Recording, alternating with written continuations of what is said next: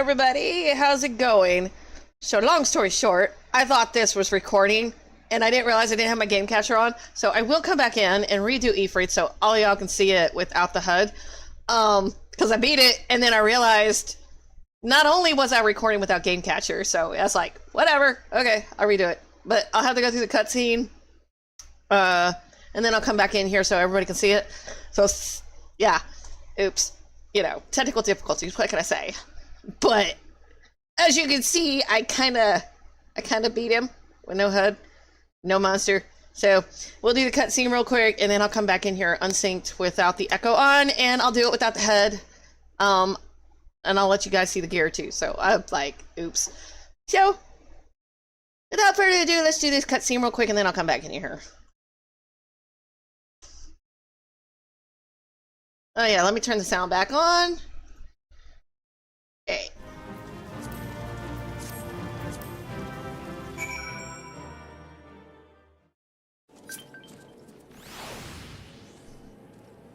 Oh no! It got rid of the cutscene completely! Oh well.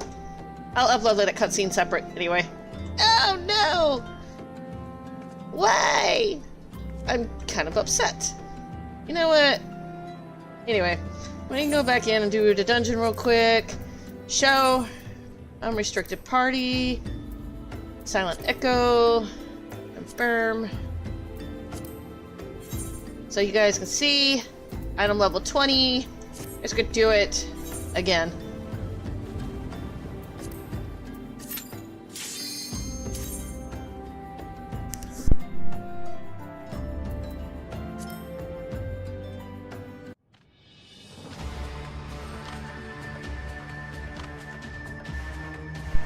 Lord of the Inferno, hearken to our plea. Lord of the Inferno, deliver us from our misery. Hey, Dragon Edge, how's it going? Don't trip, okay? I'll try not to. I can't believe my game capture wasn't on. I was like, no. I like the last game where we just... Because I tried to record this separate, but you know. Because the last game when you You know, it is what it is, you know? Yeah. But that way, this will validate me doing the fight, you know, with no HUD, you know? Because it's like, oh god, let me do it. How's your day going? Oh yeah, you said vehicle broke down, so did you get it fixed? Almighty Ifrit, Lord of the Inferno, your humble servants beseech you, grace us with your divine presence.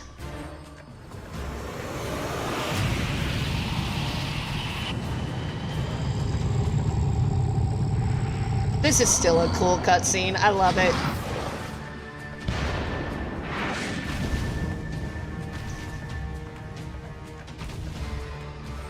Almighty Ifrit, we bring before you ignorant savages who know not your godhead. Oh, okay. Well, hopefully it's not too expensive for you to fix. If it please you, Lord, scorch their heathen souls with your cleansing flame and mark them as your own.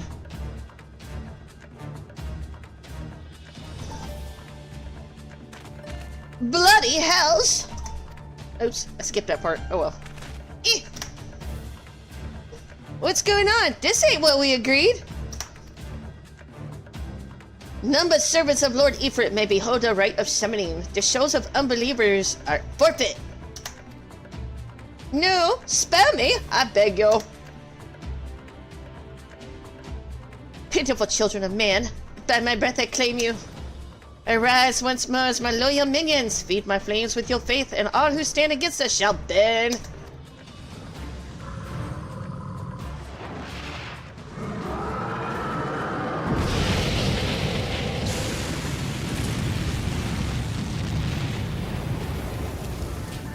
Almighty Ifrit,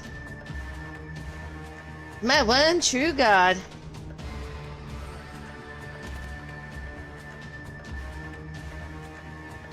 Your words are my bread. Impossible! By what sorcery do you resist my master's will? He ain't my master. Look at them all back away out of fear. Come on. You know you're scared. Could it be? Your soul already belongs to another?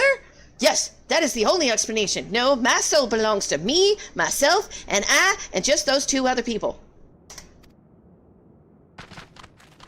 They all backing away. Hell yeah!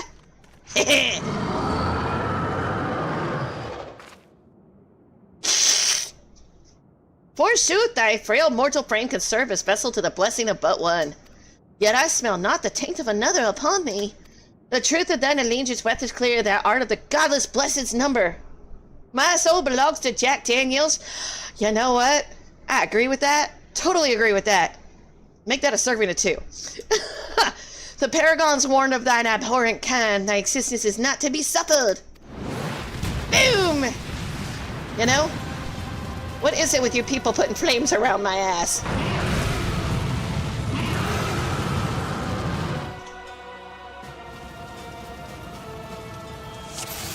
Alright. Time to do it again.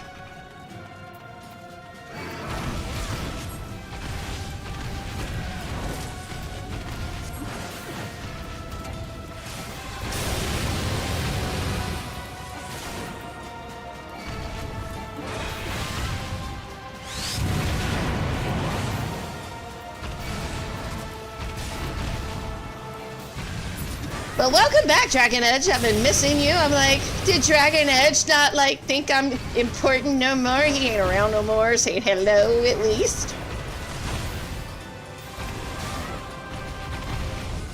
What? What would be an interesting game design?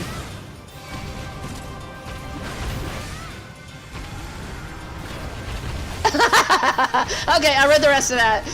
That's good.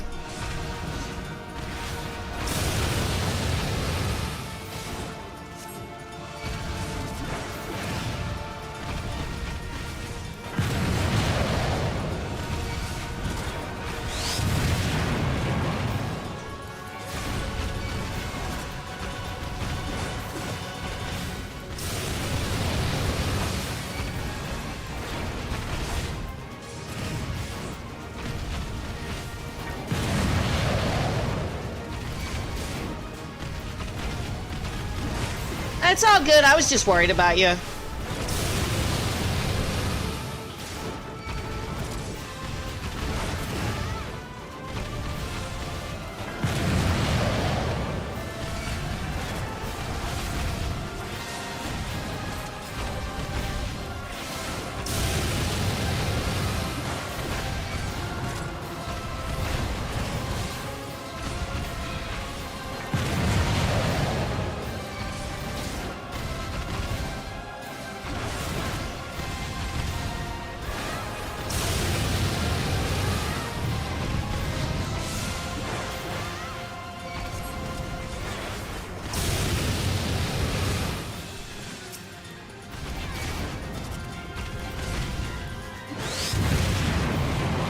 So what's V Rising about?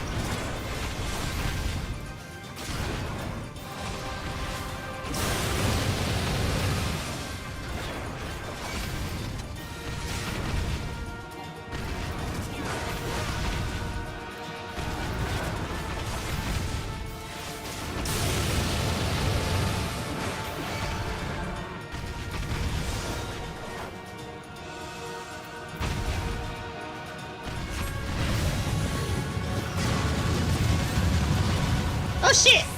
I may need to go get more potions.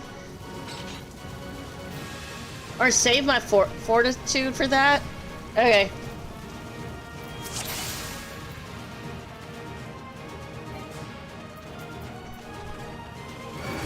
I don't think I killed that thing in time.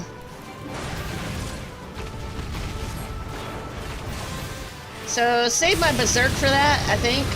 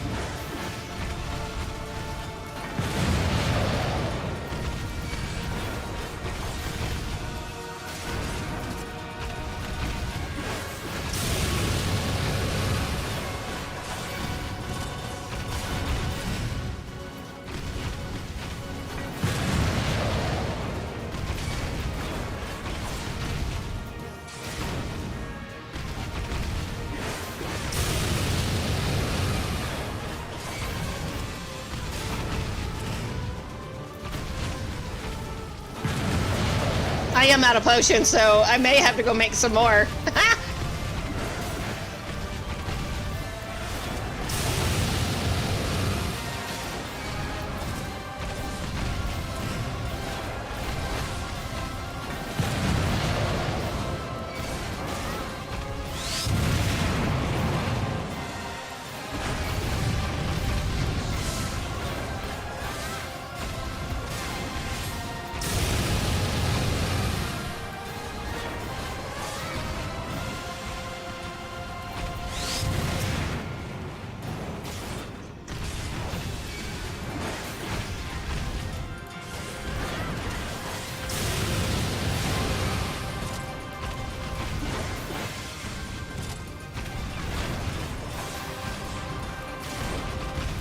Yeah, if I don't get this thing down in time, it's game over.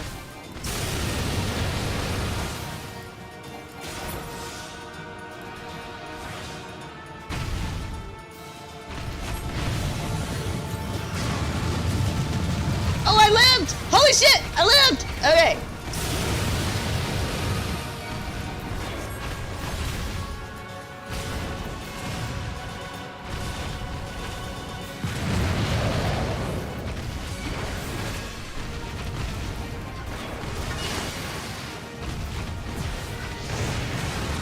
Ouch, that hurt.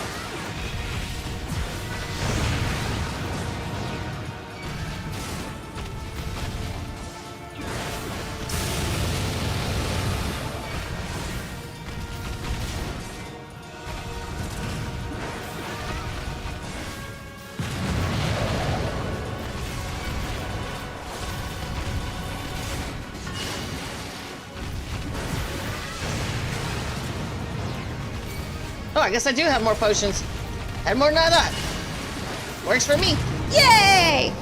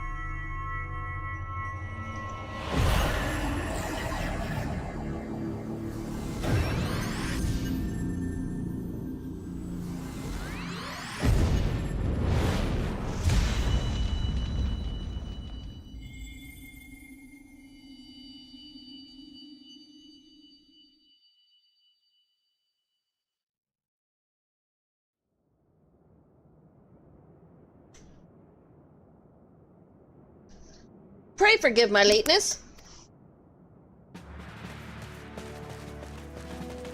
Well, Thancred, you definitely are late to the party. I was delayed by a congregation of Amalja zealots. I swear, each seemed more evangelical than the last. Persistent lot. And this is where I just fell in love with Thancred. Hell yeah! I still think Jax is better.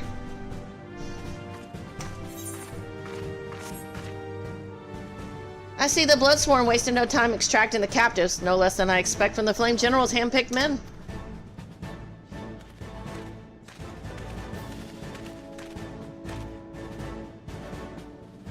As for those two, it is fair to say their hardships have only just begun. They have much to answer for, except they're kinda no longer in their right minds.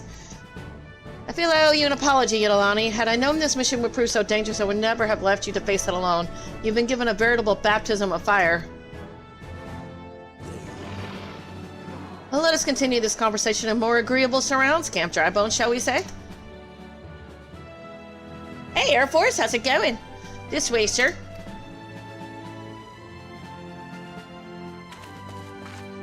The spectators have named the we had funniest spectators player. in the game? You received the Golden Joker Award. The spectators have also named the grossest player. You received the Dirty Bird Trophy. So that was the mighty Ifrit. Got the headlamp cover on order. Now we're looking for a bumper for the front end. Sure, that's pretty much it. And what a disappointment he was. The readings are nowhere near what I had anticipated, even taking Udon interference into account. You should know better than to rely upon 5-year-old data left by the 7th Legion. Nor can we expect any form of support from the motherland, given the troubles at court. We have only ourselves to rely upon. Oh, just be careful. Weather's been crazy. Ever the pessimist, my dear Livia. Promise me you'll never change. We've wasted enough time here. That meter of yours is too old to give any reading worth a damn. Not that there was aught worth a damn for it to read, but I take your point. I suppose we must content ourselves with the knowledge that we have achieved our primary objective. Yet I find that I am troubled by that adventurer's unexpected show of strength. Could such a foe prove a hindrance to our plans?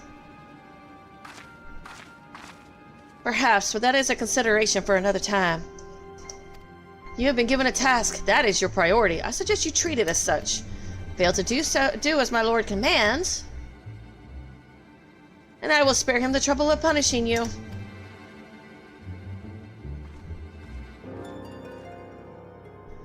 With allies like that, beware a woman in love. I shall need to be on my best behavior.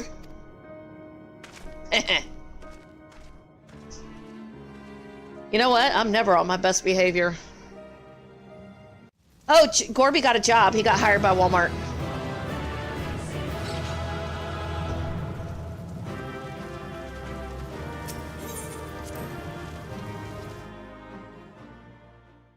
So now I just gotta get me a job.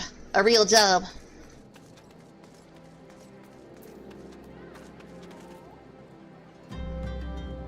All these dead people.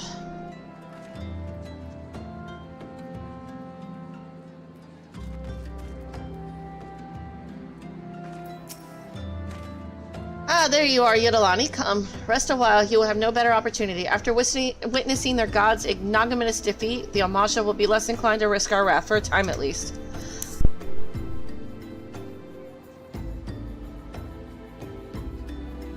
And now where were we? Ah, yes, I was in the process of apologizing. I do hope you can forgive me. I arrived too late to be of any use to you or the abductees. They may be whole of body, but the same cannot be said of their minds, for once a man is tempered. Ah, but it ill suits me to dwell on the negatives. Amidst all our misfortunes, there is still reason to rejoice. Ifrit is slain, and by your hand, no less.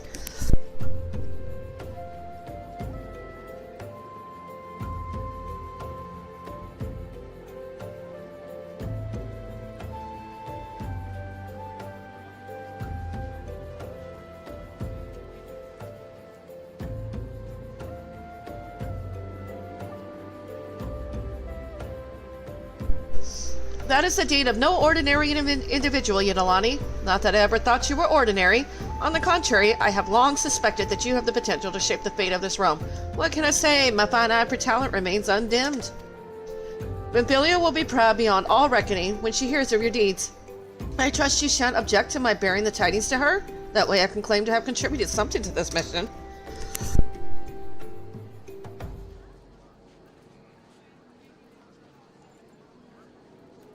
You, meanwhile, have earned yourself a rest. Take some time to relax and return to the Waking Sands when you are good and ready. We can discuss matters in more detail then. Just don't take too long, will you? The realm's problems won't solve themselves.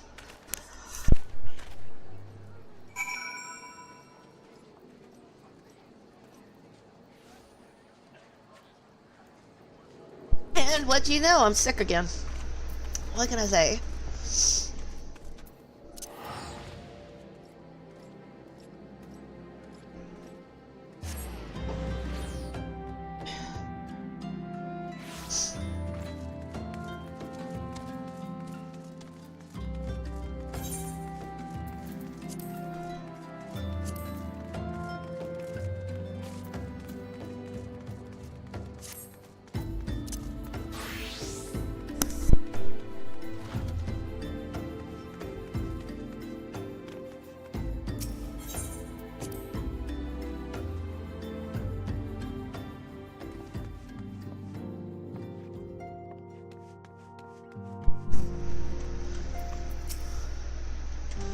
Ah, you're still spouting off the same nonsense. I have to try something.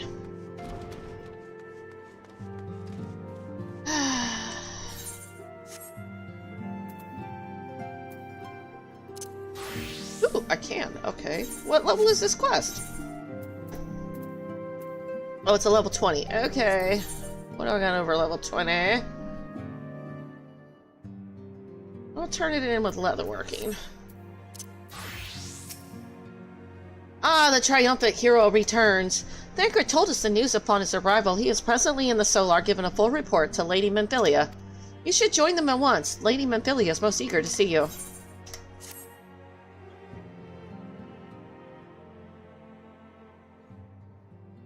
My late arrival nearly cost Yidolani her life. I wasn't there when the Amalia took her prisoner. And I wasn't there when they served her to Ifrit. Yes, by some miracle she survived, but that does not excuse the fact that she should never have had to face such dangers alone. I failed her utterly. Just as I'm failing you all. What's done is done, Thancred. You can ill blame yourself for every...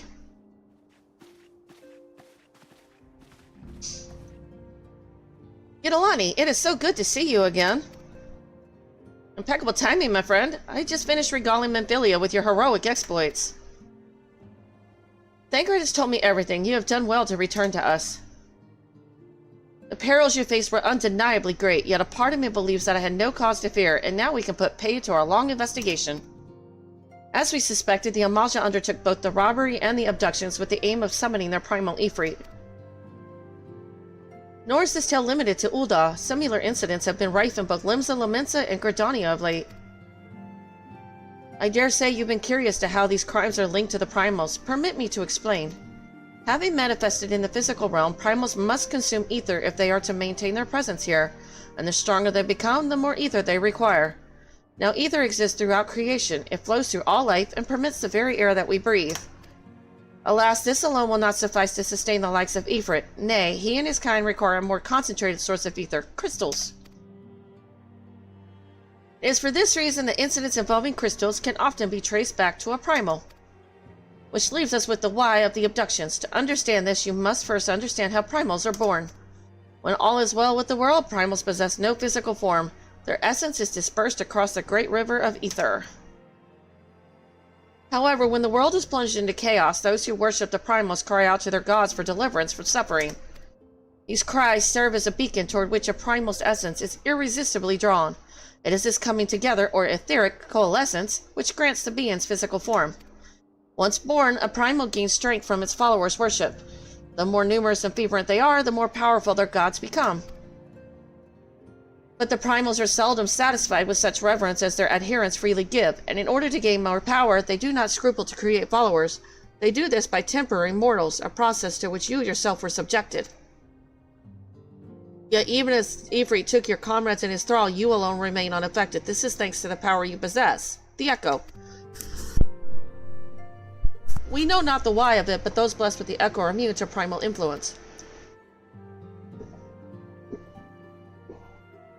It is as though a greater power protects us. When first you came to us, I told you that the Echo would be instrumental in dealing with the primal threat. I trust you now begin to see why. The recent incidents all share a common trait, meticulous planning. Such elaborate designs are a new development, and one which fills me with an unshakable sense of foreboding. While I share your concern, my presiding feeling is one of relief at your safe return. The immortal flames assure me that they will deal with the aftermath, so you need not concern yourself with that. We may rest easy for a time.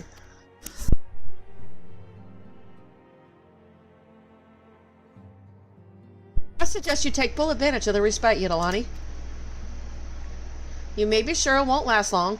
Once the people learn the identity of the hero who felled Ifrit, why tell them? Don't you dare tell everybody!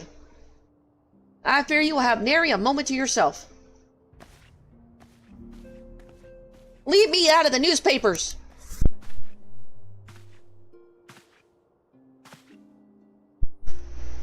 Whether she intended to or no, Minfilia neglected to tell you something. Something I think it would be best you heard from one of us. It concerns the tempter abductees that were rescued. I am sorry to report that all are to be put to death. The flames with whom you were imprisoned included. Needless to say, this information must not be made known to the public. I swear to you that we would not do this if there were any other recourse, but once a man is tempered, he is tempered for life. His very existence lends strength to the primal whom he cannot choose but worship.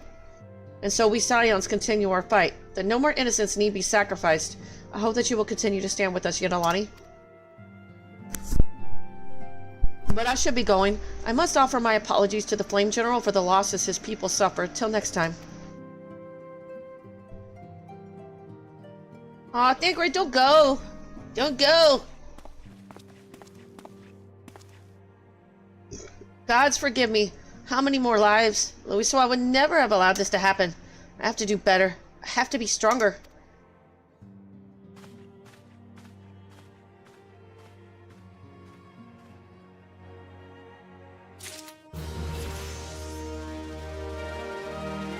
Well, apparently I can do that.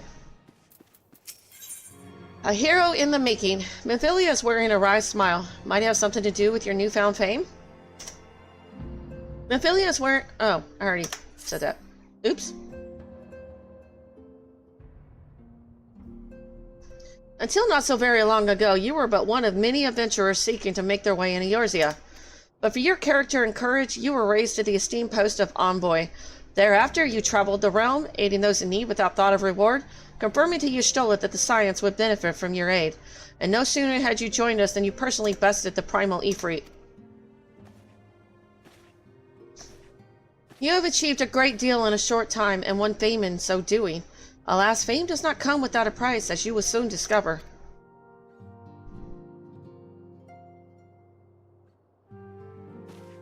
We have guests, Yidalani, or rather, you have guests.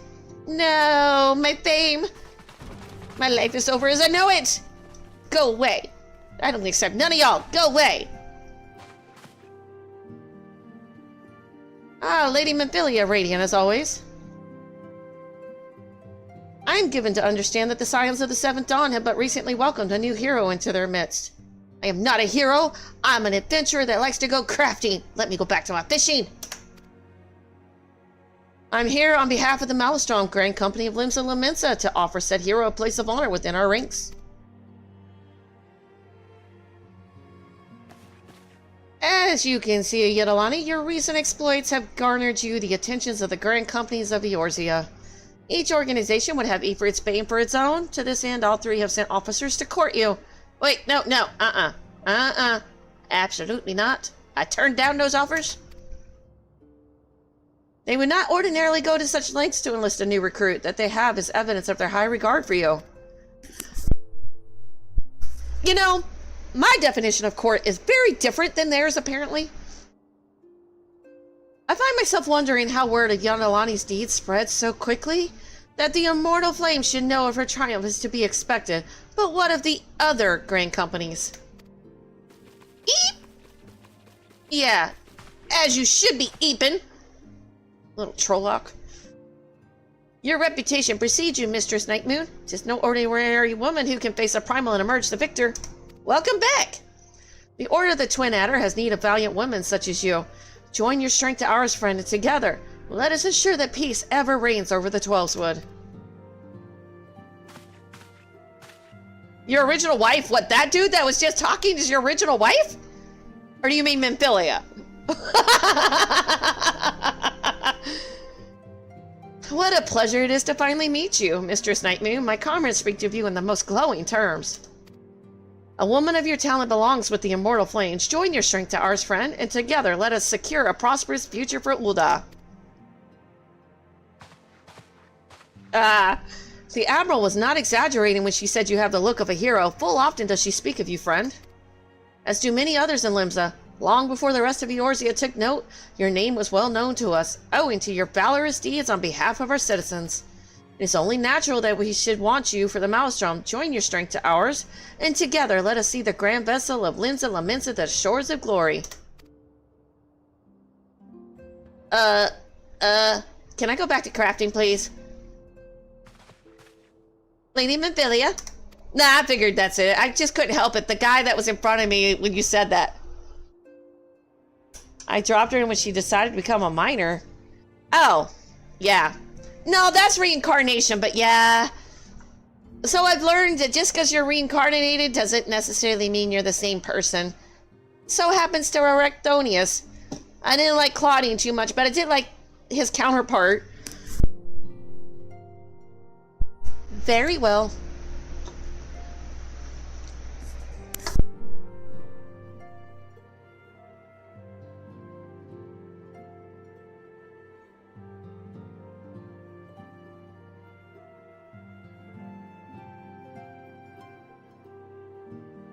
Though I am quite sure you need to know reminding, mayhap a brief summary of the situation would help to clarify your thoughts on this matter. As you know, the grand companies are all encompassing organizations empowered to call upon the martial, economic, and technological resources of their respective city-states in times of strife. There are presently 3 such organizations in Eorzea: the Maelstrom of Limsa Lominsa, the Order of the Twin Adder of Gridania, and the Immortal Flames of Ul'dah. Serving a grand company means serving the nation to which it belongs. You will be charged with its defense and tasked with advancing its cause.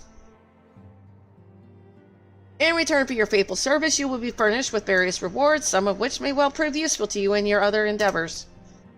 If you are agonizing over which of the grand companies best deserves your loyalty, be at ease. The commitment you make this day need not be permanent. Should you wish to shift your allegiance at a later date, you are entitled to do so. And yet, I can see that it is no small choice you face. Thought occurs to me. You will of course recall that the 3 city-states are planning to hold remembrance services. Well, as part of the proceedings, I am given to understand that the leader of each grand company will deliver an address. Oh god! No, I need to get around to doing that. Hearing these addresses ought to help you make an informed decision. What say you, my dear officers? Don't worry, it's still in the chat. I got it. A fine suggestion. I've been dealing with my car and stuff. You are as wise as you are beautiful, my lady. Oh yeah, and the power going out. There's been a lot of thunderstorms and tornadoes around here. And speaking of thunderstorms, are you okay, Air Force? Because I heard San Antonio got a lot of flash flooding. Very well, let Yidolani hear out leader speak, then return here with her decision. We eagerly await your answer.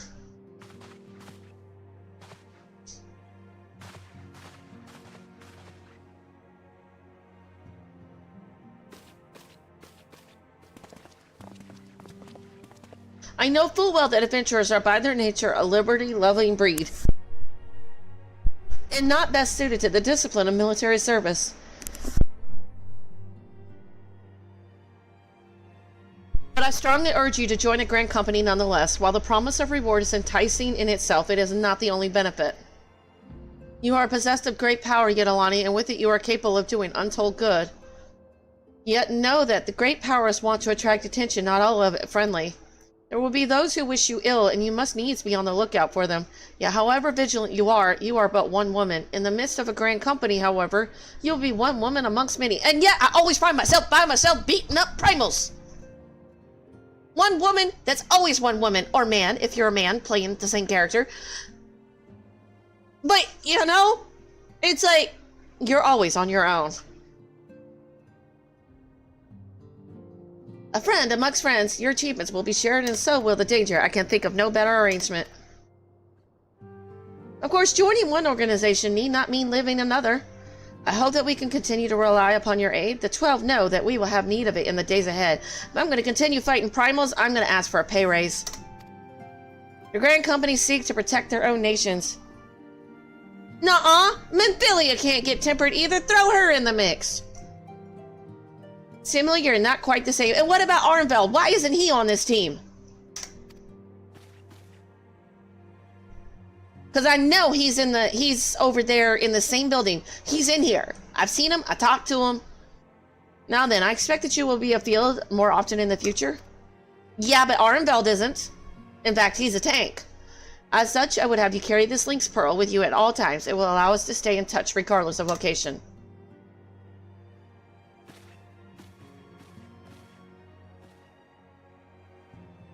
I don't care! He could level up! Yours is changing Yidolani, and you have the power to help shape it anew. Did you know you can level up your other profession classes? If your level is at the same level as the quest for main scenario, you can pick up and turn in with your profession classes. I can thank Wrath Games for that, because I didn't know that until he said something about it. I'm like, well, isn't that sweet? None can say what the morrow will bring. But so long as we believe in ourselves, there is naught we cannot achieve. Now it is time you made ready for your journey before you depart. Be sure to speak to Tatra. She will apprise you as to where and when the remembrance services are due to take place. Yeah, I need to get my culinary up. My fishing was 1 level too low. I'm like 8. But it slows down my leveling on my warrior. Oh, what's everybody got to say? When the Admiral speaks, even pirates listen, and that is no small thing. She is a born leader, the kind would gladly follow to the 7th hell.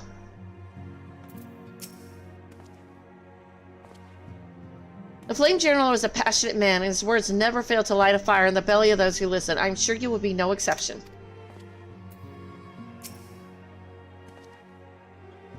The Elder Sister speaks only truth, and her words have the power to touch the soul. At the sound of her voice, all fall silent and attend her. With the power you possess, there will be those who wish you ill, and you must needs be on the lookout for them. You, however vigilant you are but one woman. Ah, you already spouted all that nonsense. I'm the hero. Y'all keep saying I'm one anyway.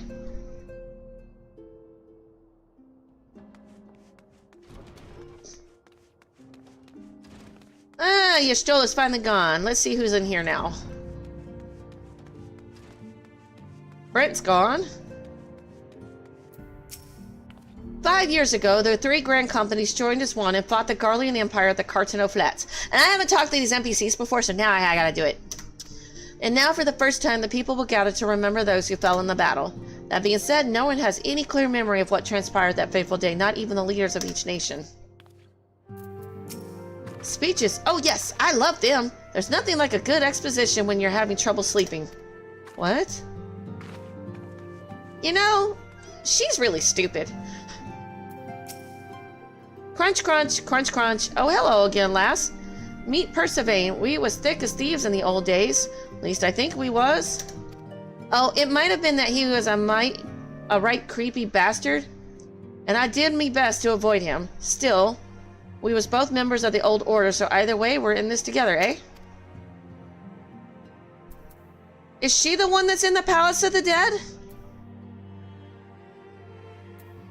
Looks like her. There was an NPC that I killed yesterday, and I couldn't figure out who she was. I think that might be her. You put us all to shame with your recent performance in the field. If I'm to keep up, I dare say I'll need bigger knives. But then they wouldn't be knives anymore. Who are these guys? Everything looks to be in order. Right, on to the next customer. Hey, doesn't she look like the Alizin from the first? It looks like her, doesn't it? Oh, it's not her? Okay. I must confess, I do rather miss that obnoxious Makote's company. Abba is taking part in a joint operation with the Immortal Flames. I imagine he's having the time of his life right now. I know, doesn't it? I've heard words of your deeds. I am sparing in my praise, so know that you have truly impressed me. Be that as it may, it is fortunate that Thancred arrived when he did. Had he been but a moment later, I shudder to think what may have transpired. I would have beaten up more of Malja, or I would have ran away. Oh, stop it. You know, I don't like these robes. Get rid of these, Oriange. Always in these nappy clothes. The destruction that visited this land cannot be attributed to the forces of the Empire alone. Worm of Midnight, a breath infernal, for some a legend made flesh, for others an insidious symbol of memory lost. We grasp but a piece of this puzzle. Much more must be questioned and contemplate ere the fallen moon revealeth its myriad secrets. Wow. Okay. Off to Tataru.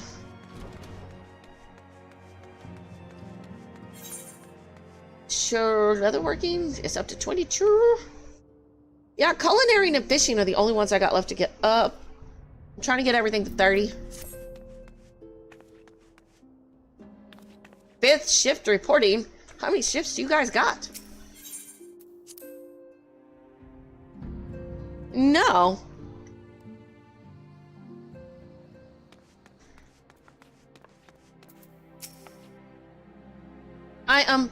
I'm sorry about all the attention you're getting, Yidolani. I might have sung your praises a little too loudly and often to a few too many people. Next time I'll be sure to hold my tongue literally if necessary. The day that Tatru ever shuts up and minds her own business and doesn't get us into trouble. Oh, Lord. Anyway, I expect you want to know where and when the remembrance services are taking place. Okay. If all goes to plan, Gordania's Grand Company, the Order of the Twin Adder, will hold the first of the 3 services, and Elder Sirkani Isana will deliver her address at Miketo's amphitheater. I should probably mention at this point that due to the organizational challenges involved in assembling all of the involved parties, it's possible that the order of the services might change. Still, there's not much we can do about that, so make Gordania your first port of call. Next, you'll need to go to Ul'dah, where Flame General Rabban Alden will be dressing the masses at the Royal Promenade. Oh, and it's rumored there's to be a special guest. How exciting. Last but not least, you must make your way to State's Room in Limsa Lominsa, where Malishon Chief Admiral Merwell Blofwiswin will be giving her address. The room is accessible via the Admiral's lift. Identify yourself to the Sentry, Santhiel, and he will admit you. Got all that? Well, up you go then. I hope you find the remembrance services suitably educational. I suggest visiting the city-states in my prescribed order. Though with your record of impeccable timing and luck, the schedule may well change in the favor of your preferred travel plans. Farewell.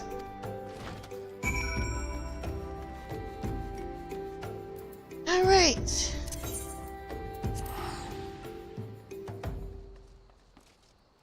Up to Limsa.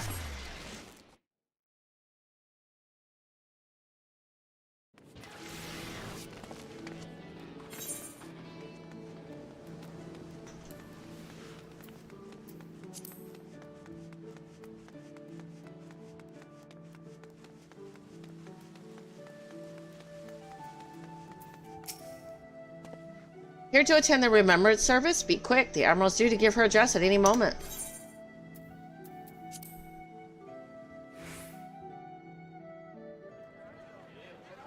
The Garleans are another matter altogether. So much for our alliance.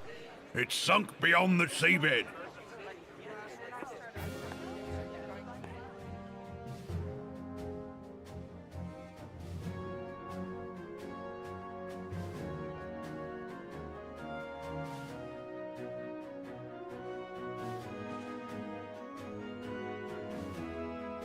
Brothers and sisters Okay, of the sea, I will. hearken unto me.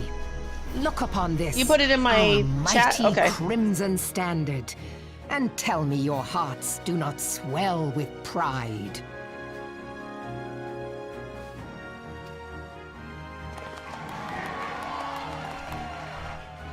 "700 summers have come and gone since our forefathers first ran aground in this fertile bay.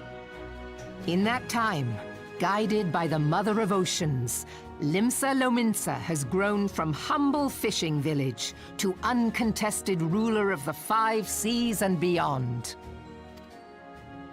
Ah, yeah, ah, ha, ha, yeah, ha. Did you look as the Admiral bid you? It is a rather stirring standard, I must say. My God, it never fails. His voice. I can't stand it. I can't stand it. The crimson field is meant to signify the blood of fallen crewmates, while the black longship represents a pirate vessel. When the Garlean Empire marched upon Eorzea, we assembled beneath the Maelstrom standard, and our grand company was reborn. All answered the call, from the Knights of the Barracuda to Hilthier's bloody executioners, and together we met our would-be conquerors upon the field of Cartano. That day, the world bore witness to the united strength of Limsa Lominsa. I swear to you, no army ever fought harder or with more courage, yet many of ours did not survive. Join me now in remembering those who fought in the name of freedom and fell. May their souls be returned to the sea.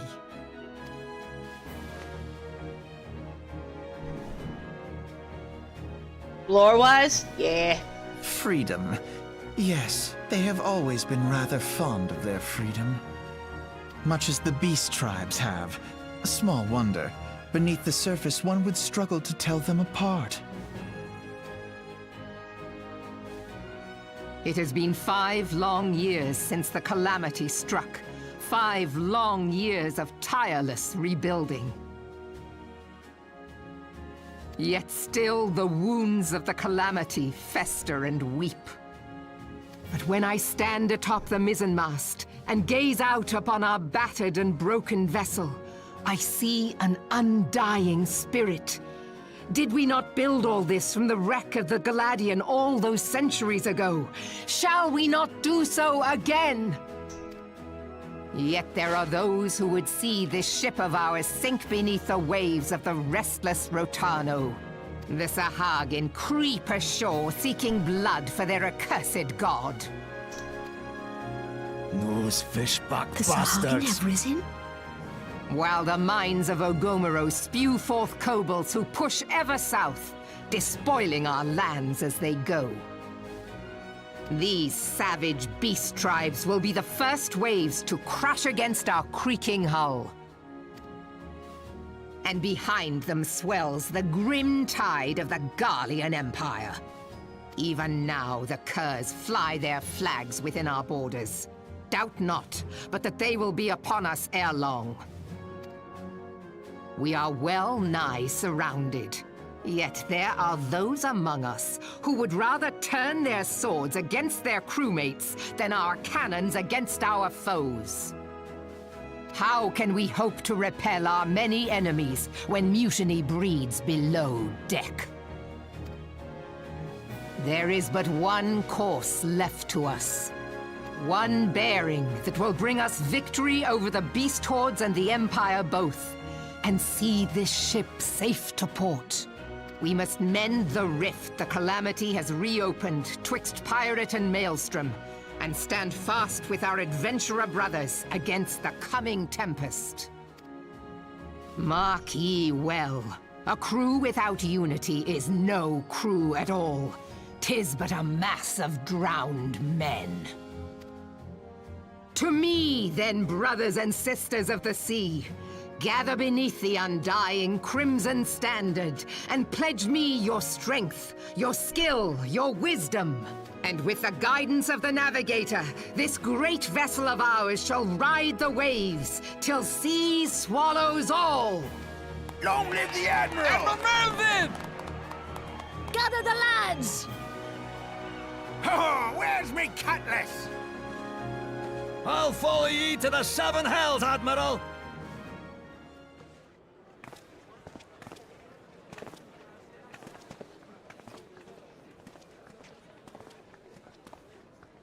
If you'll permit me, Alfie no.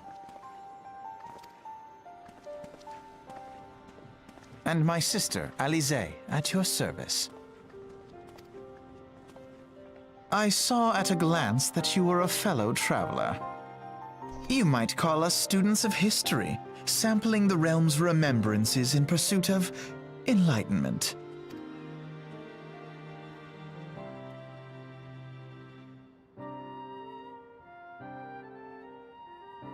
As the Admiral mentioned in her address, Limsa Lamensa is plagued by two beast tribes. The first are the fish-like Sahagin, worshippers of the primal Leviathan. The second are the kobolds who dwell beneath the earth and take the primal Titan for their god. As if the beast tribe's presence weren't troublesome enough, the Garleans have also chosen to erect a fortress right in the Limsans' backyard.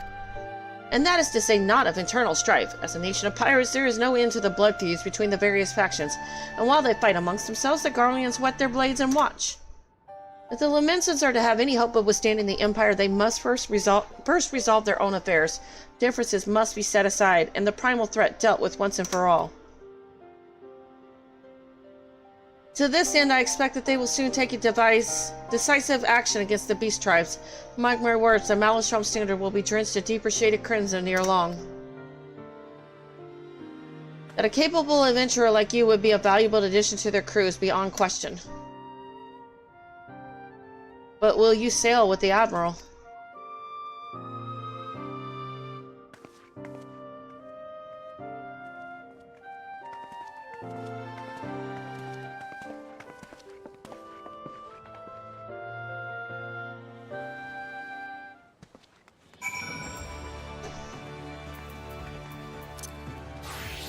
Let's see.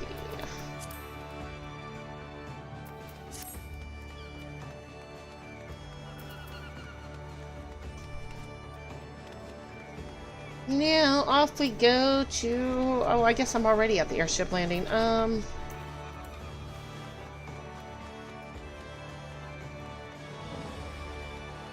Guess we can go to Ul'dah next?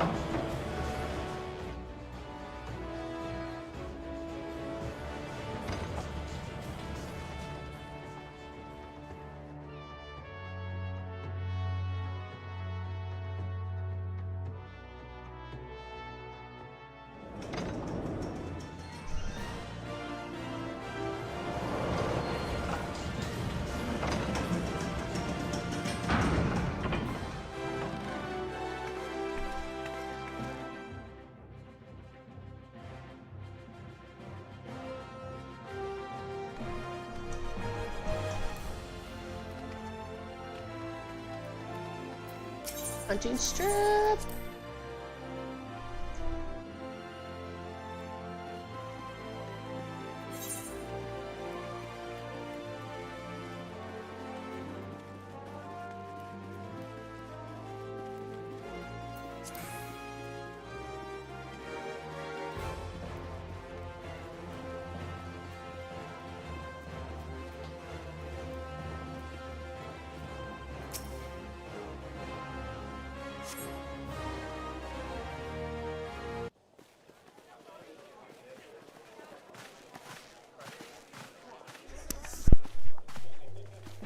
Behold, 'tis the Sultana Nanamo herself! And Roban as well!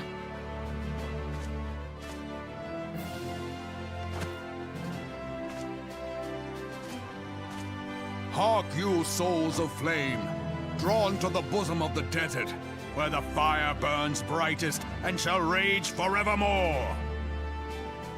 Hurrah! Roban! Where since antiquity, under the sage and judicious rule of the Ul dynasty, we have wrought sand into gold.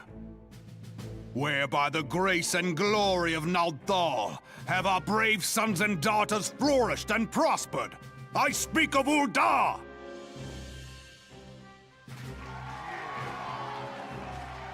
There, at the Flame General's back flies the Grand Company's standard. Note the sigil. The golden scales of order balance the jewel of prosperity with the flame of might. Great and many are the gifts our nation has given the realm. In Eorzea's darkest hour, on the killing fields of Cartano, none spent more in blood and gold than we. Thus was the 7th Imperial Legion laid low. A viper? Who's a viper? So that's how it happened. How soon history forgets. Yet many left our gates, never to return. Let us pray for our absent brothers and sisters, that they might know happiness in the great beyond, as Thal's honored guests. If the fates were fair, the price we paid that day would have bought us victory. Alas, they are not. He's not a viper, And though. now, but 5 years into this 7th Umbral era, the spirit of sacrifice which granted us our strength is all but I would dead. think he's a gladiator. Look around you. Oh, no, wait, What do he you might see? be. Yeah, you're right. A people divided, downtrodden, and enthralled. I thought he had a shield. My bad. Where are the merciful alms of the rich? Where is the just steel of the righteous? I ask you, is this the great nation our brothers never and even thought about sisters it. gave their lives to save? You who call this living, dishonor the name of the immortal flames. It is but a slow death. Our enemies surround us. I'm not used to seeing him with Savage 2 hordes of arms the either, though. Umoja wait beside our roads, strangling the lifelines of trade. Meanwhile, the Garleans make mock of our borders and despoil our land of its natural wealth. We stand on a precipice, yet we do not act. Whether trader or soldier, monetarist or royalist, all must recognize that a divided Uldar stands to fall. Victory and fortune walk hand in hand. Ye who seek glory and wealth, look not to what little you can snatch from your neighbor, but to the boundless wealth of the world beyond. Now is the time to unite. Now is the time to ride forth. Oh, no kidding. In the name of the Sultana, I beseech you. Or something, you know? I would figure Line not your own goldsmithing coffers, or but those of the immortal flames. the Seek Carpenter not to Guild could have prosper made from him an Uldar, arm or something. But to restore her to prosperity. As the realm prospers, so shall Uldar. As Uldar prospers, so shall her people. Yeah, for Uldar! Together we are one.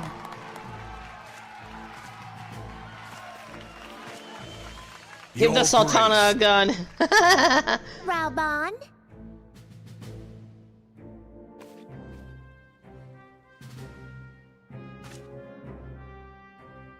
People of Uldar, I, Nanamo, 17th in the line of Ul, address you. Much has been made of the wealth of Uldar.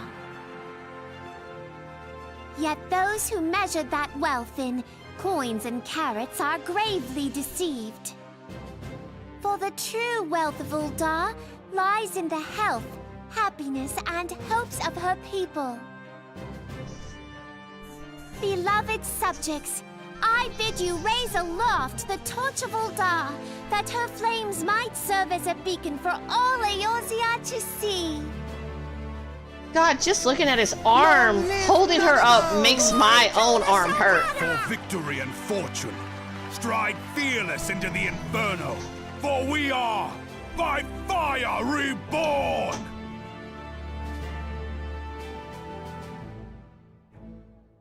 Yeah, that makes my arm hurt just looking at that. Forsooth! The time is now! Fancy meeting you again.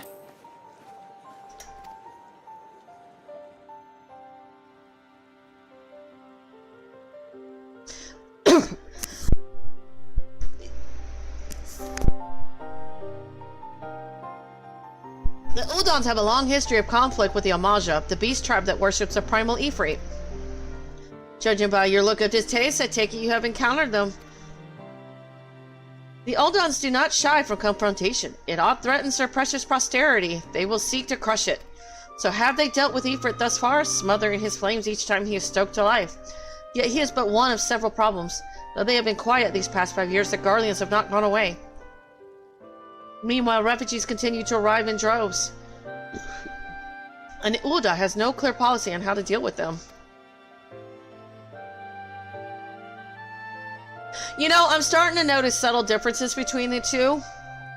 Other than just their hair ties. So, Alpha Node has the little calic going on the... like, facing the left side. So, his right side and her left, but, you know what I mean. So, they got their calics going separate directions. Their earrings are on separate ears. She's got the pink choker thingy on the front of her, the pink class. He's got the bluish aqua color one. She's got pink buttons on hers, and I'm sure he's got blue on his. And then you got the hair ties that are separate colors. So yeah, I'm starting to, oh yeah, and she's got better lipstick than him. Trying to see if there's anything. Oh yeah, and their bangs, they go separate directions as well. Her eyes are a little more narrow than his. And I think her hair is a little bit longer. Okay, now that I'm done pointing out the differences. After all, not even the Sultanate's coffers are bottomless, and even assuming they had the coin resources will ever be finite. Yep, and the things on their back, blue and pink. Well, so many differences that I never paid attention to before. And their hair class, too, they go different directions. Okay. Which brings me back to the subject of Ifrit. It has been observed that the Amaja are summoning him with ever-increasing frequency. Yeah, well, I always had trouble lifting my rifle in the army for that long, you know? Every time they do so, the Uldons send their forces to smite the Primal, and though they invariably succeed, each victory is fraught with blood. It is a war of attrition which they cannot well sustain. I know. Small wonder then that the Immortal Flames are eager to recruit more members. That they'll actually hit their growth spurt and they'll actually look different. You hope. Small wonder then that the Immortal Flames are eager to recruit more members. At such a desperate hour, an adventurer of your experience would be a most welcome addition to their ranks. You know, Alizé doesn't change. You know, in all the expansions I've known her, she doesn't change. She's always angry.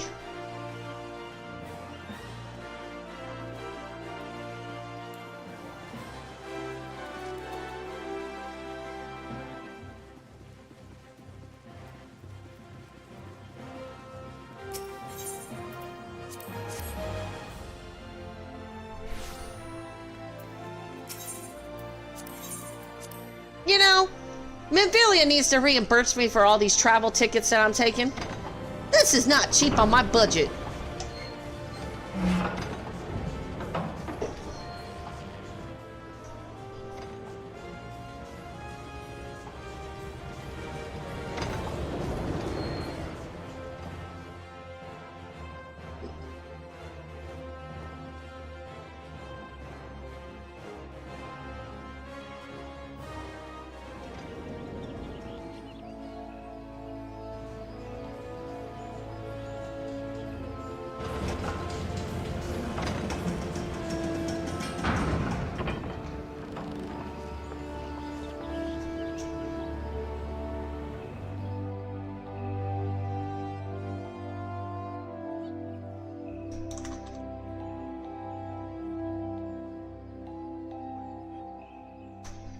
Alright.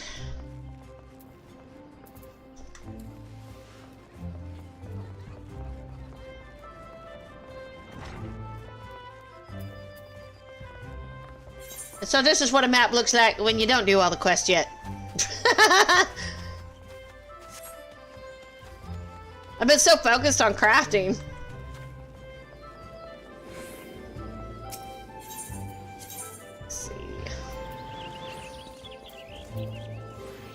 Conjurer's Guild? Yeah. Oh, I went to the wrong spot. Let me go over here.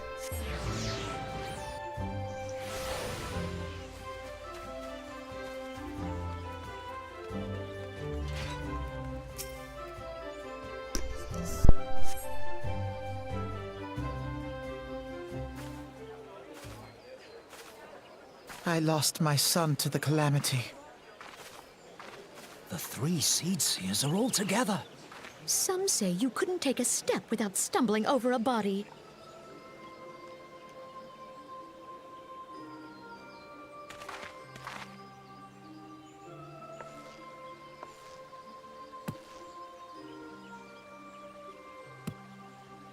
Our forebears were once strangers in the Twelveswood.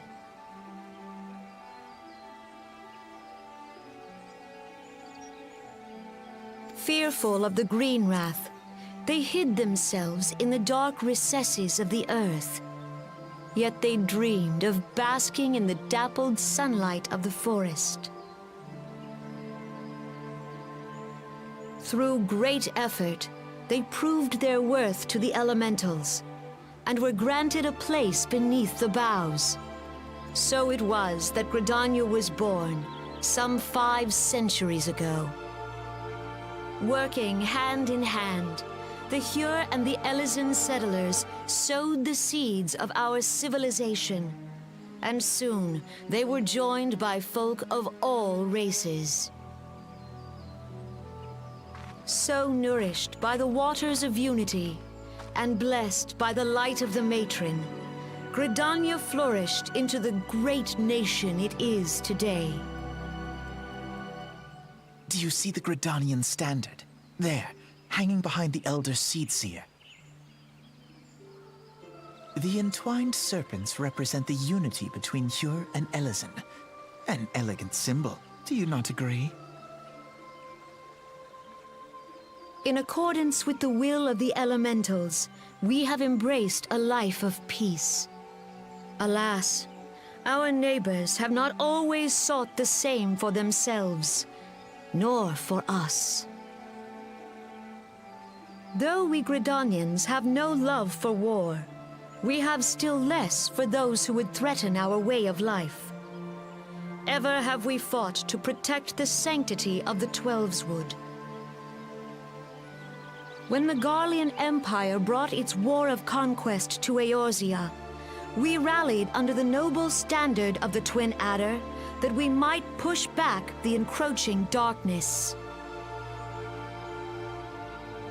And it was we who prepared the ground for the reformation of the Eorzean Alliance, that all the peoples of this realm might stand Hello, united James. How's it against going? the common threat.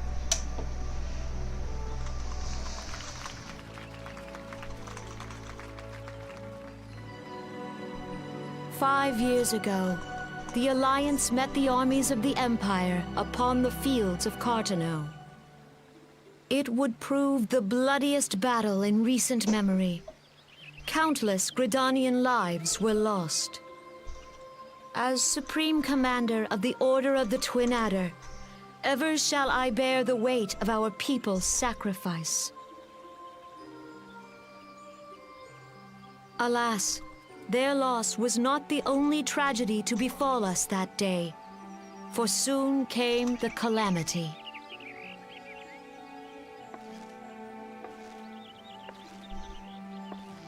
The scars borne by our forest are a constant reminder of its violence.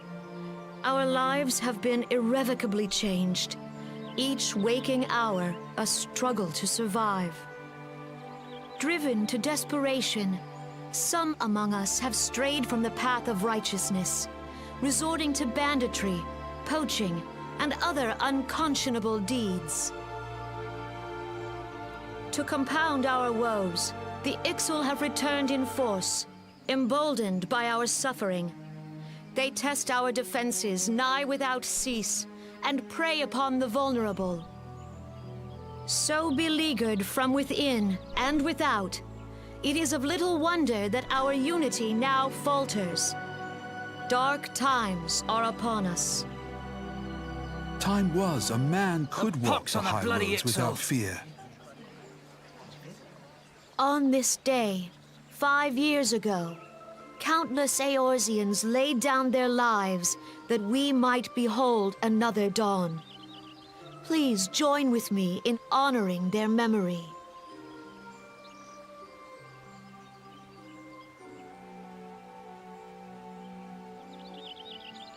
And how do you propose to honor the memory of those you cannot remember, pray tell?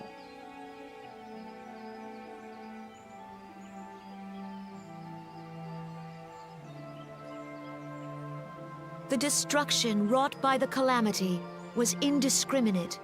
It dealt death to Eorzean and Garlean alike.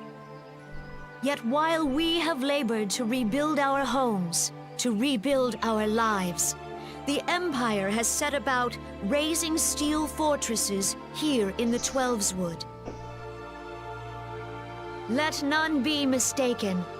The Garleans remain the greatest threat to our survival. If we are to stand against them, we must remember what it is to be united. Our many troubles blind us to the woes of our fellow man. Thence is harmony lost. Yet harmony is the founding principle of Gridania. We are gathered here to honor the fallen. Let them be honored not only in word and thought, but through concerted action. I bid you join hands with me once more beneath the Twin Adder standard. And together, let us heal the forest's wounds, that our progeny might live in harmony beneath these ancient boughs. For serenity, purity, and sanctity. We must think of the children! Woods will be done. It's up to us to protect the For all forest. the elementals!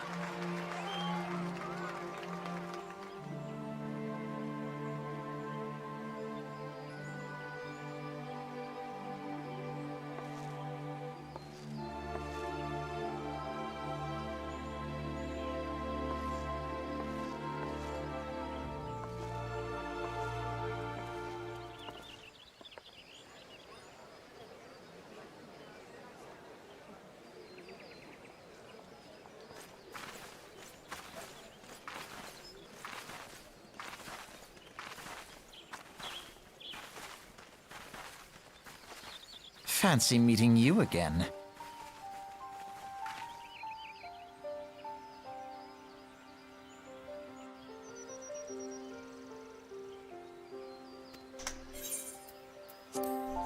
The Gridanians are unfortunate enough to have to contend with two beast tribes.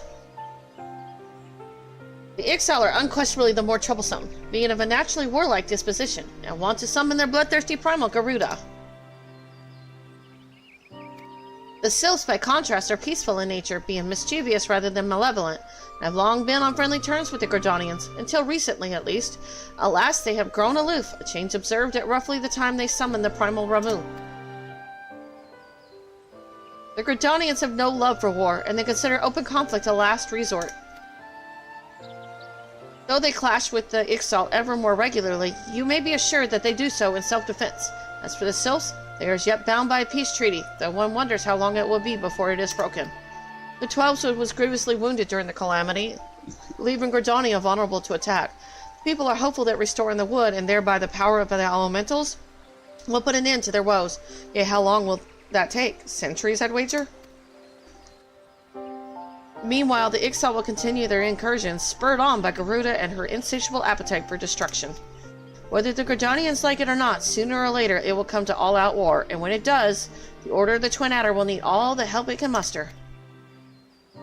How valuable might the aid of a capable adventurer prove to them, then?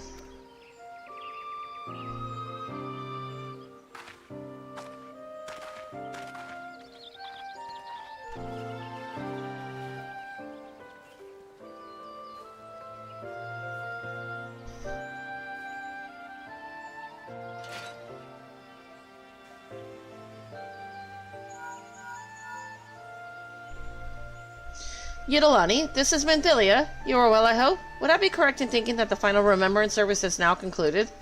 A moment ago, you say? What a coincidence. I didn't say anything. My mouth didn't move.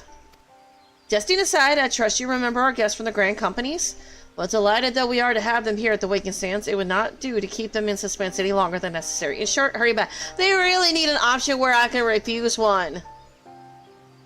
Or refuse them all. Like, no, I'm not interested. Damn it.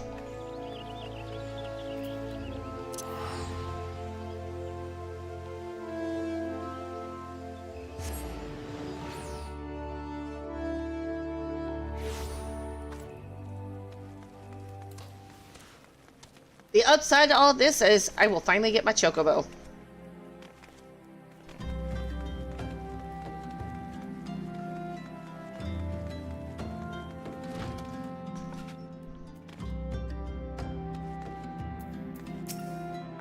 Some people let things swell their heads, but I believe that yours will remain in proportion and firmly attached to your body. No, because I don't want it. I've already seen where fame leads me. Meteor chicken. Yes. I gotta come up with a name. You guys say anything different? No? No? What's in here?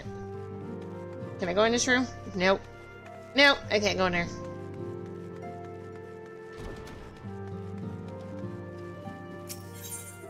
I like meteor chickens! Yay! Chicken nuggets! Ooh, yeah, chicken nuggets are awesome. Welcome back, Yidalani. Were the Grand Company leader words as illuminating as you had hoped? Not really. Each nation is beset with problems. I trust you see now why your services are in such demand. Would that there were more of you, Yidalani. No, thank you. Then you guys would give me thrice the amount of work. But you must be tired from your journey. Why don't you rest a while and take a moment to reflect on your decision? Once your mind is made up, pray give the Grand Company officers your answer. I've already got one in Limsa. I guess I'll pick Britannia this time.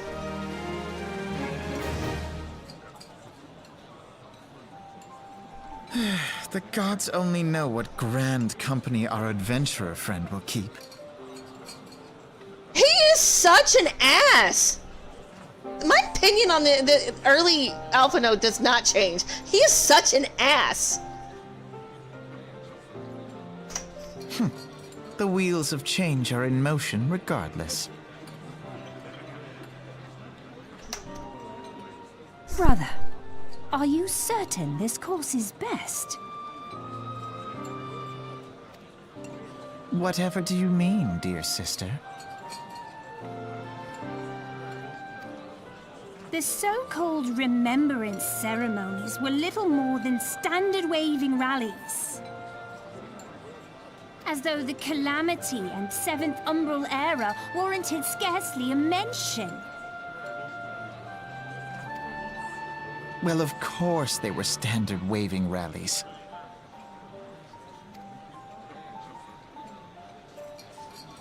Since you are so observant, don't even get me started on Daddy dear. What mention was made of the Warriors of Light?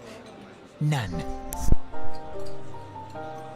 Although, in all fairness, Fortunal's heals are like star systems away, like better, so much better than Alpha Nodes. It's like, Alpha Node, go back home, learn from your daddy how to heal. Please let me have your daddy on adventures, please.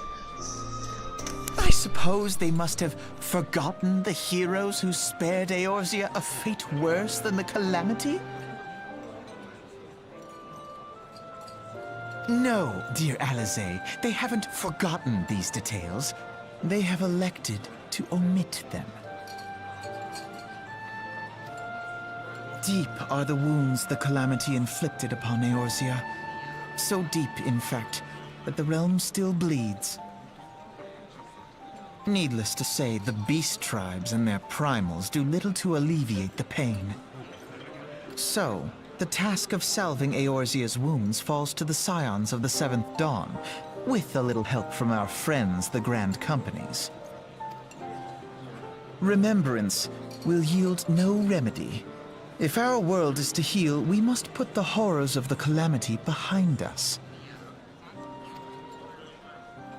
Our grandfather would never entrust the fate of the realm to despots who rewrite history to their convenience.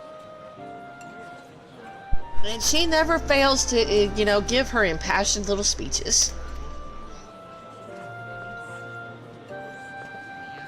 Man, the way she turns her nose up. There must be another way to cure what ails this world, and I need to find it. They really did a horrible job with these voice actors. They needed different ones. It doesn't fit their age or their size. It doesn't work.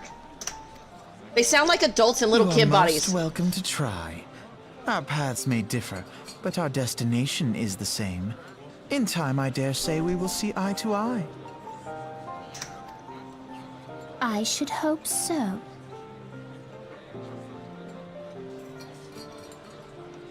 And the way Alphino talks about the Warrior Light in this whole scene here, I want to kick him so bad. I want to kick him. I want to kick him. My lady! We are to escort you. Hope does not come into it. We share the burden of this fate, dear sister, and will prevail together or not at all. The salve will serve not only to close up our present wounds, but prevent old ones from opening anew. I really love the twins, but this whole... It still makes me cringe so bad.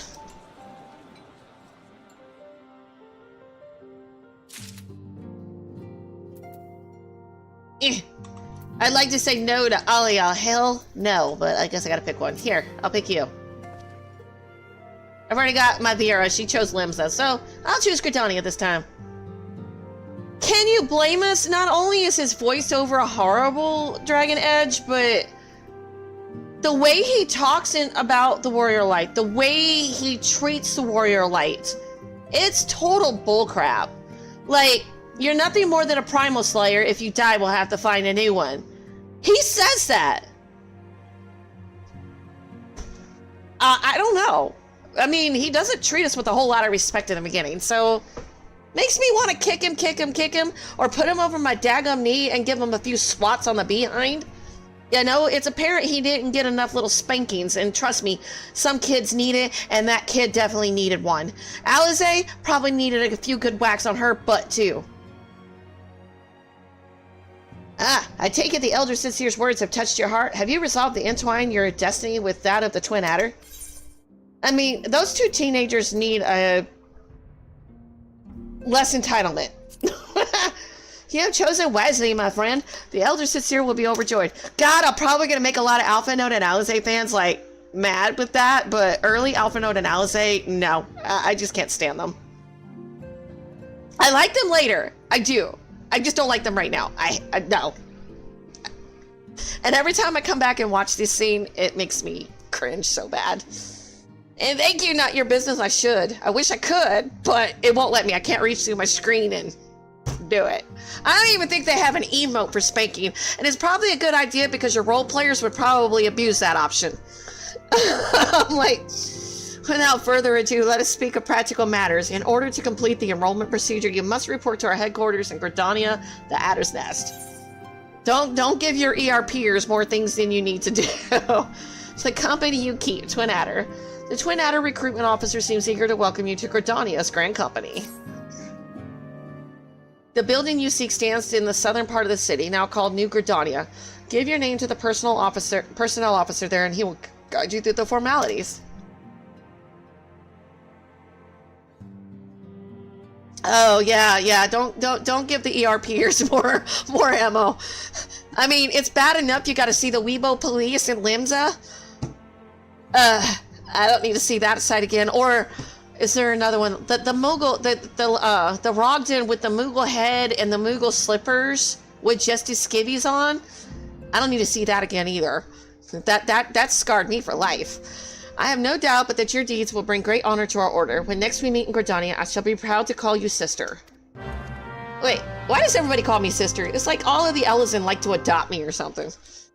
Which I don't mind. And you know what? I may get to Harashifant and never proceed with the story past, like, we get to the vault, and I'm not gonna go in. I don't know if I can watch him die again. I'm gonna cry. I can't. I absolutely adore Harashifant, and I can't.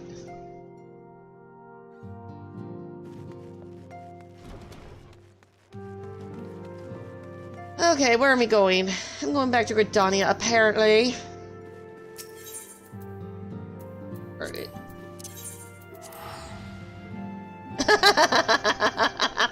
Well, Minfilia did say they came here to court me.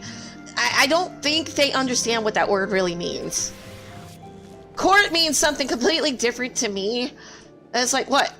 So when I first played this, when she said court, I was like, what? I gotta marry one of these bastards? What? Really? No! I'm an adventurer. I don't want to settle down.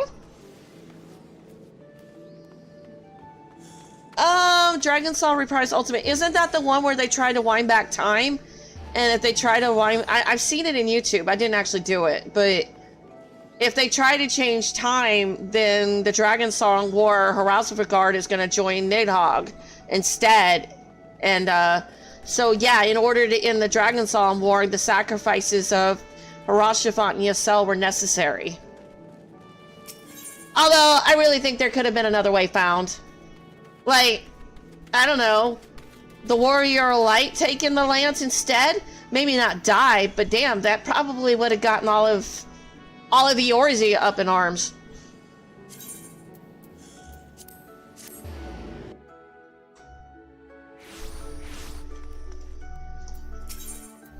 But did they not say that those that are blessed by Halone, if you're in combat, trial by combat, and technically she would have been in combat with the Holy Knights. Now this is just conjecture, my opinion, not set in stone. But if she had fought the Holy Knights and won, she probably could have ended it anyway.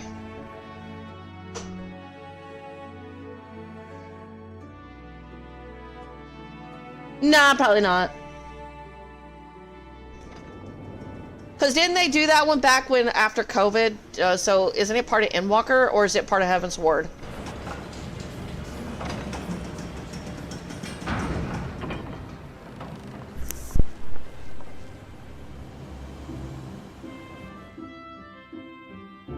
Hey Gorby, how's it going? Did you give me a diamond? You're so sweet. A diamond ring or a diamond necklace. I go for that. I love you, dear. Gorby's my husband, in case anybody's wondering. That's why I said that. I don't want nobody getting no weird ideas. And Dragon, in case you're wondering who I'm talking to the people on TikTok, because their chat can't be merged with YouTube, apparently, and Twitch.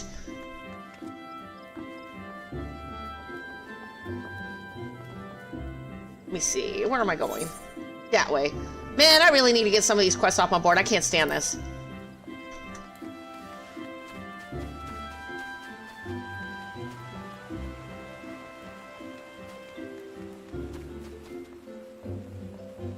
Hey, let's see what these people say. I am the official charged with the bestowal of sanction upon our members. As you are not one of us, I'm afraid you cannot avail yourself of these services. But I've been invited! Oh! Yeah, so I'm either on Twitch or YouTube. You can hop on one of those. Those two are actually merged together, but TikTok, it won't let me merge TikTok into any of the stream chat services. It's kind of dumb.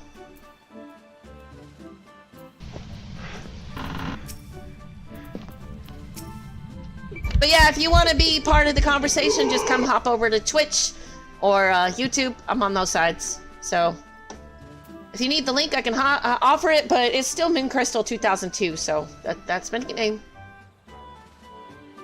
Each growing company has its own words, the core tenet, which guides its every endeavor. Woods will be done as ours, and by them we discharge our duty.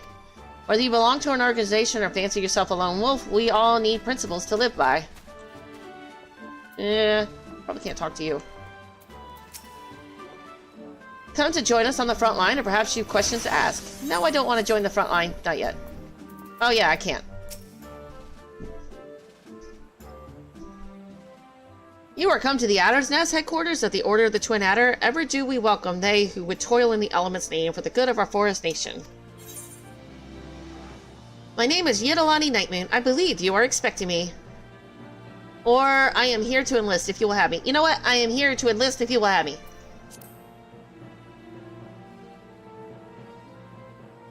Ah, might you be Yidalani Nightmoon? I thought as much. Our recruitment officer sent word that you would be coming. Is it a pleasure and an honor both to welcome you to our ranks. Now, let me gather together the relevant documentation. Sir! Hey, Gorby, how's it going? Welcome to Twitch or YouTube Live. TikTok for those that are watching on TikTok. But yes, for those that want to see the conversations going on with Twitch and YouTube, just come on over. If you like to remain anonymous, you can stay on TikTok. I'll still answer you though, don't worry, because I can see all y'all's conversations. What is it? Report? An urgent message from Amersax Spires, sir. A Highwind Skyways airship has taken fire from Imperial forces in the skies over the East Shroud. The vessel's engines were crippled, sir, and it was forced to make an emergency landing southeast of 9 Ivies. 9 Ivies? Gods, this could not have come at a worse time. All but a handful of our forces are presently afield dealing with the Ixal. Yidalani, I know full well you have yet to be formally inducted into our ranks, but we have urgent need of your aid. In all likelihood, the airship was bearing civilians, and if the reports are accurate, it will have come down dangerously close to Garlean-occupied territory. Please make all haste to the area southeast of 9 Ivies, locate the airship, and ascertain the status of the passengers.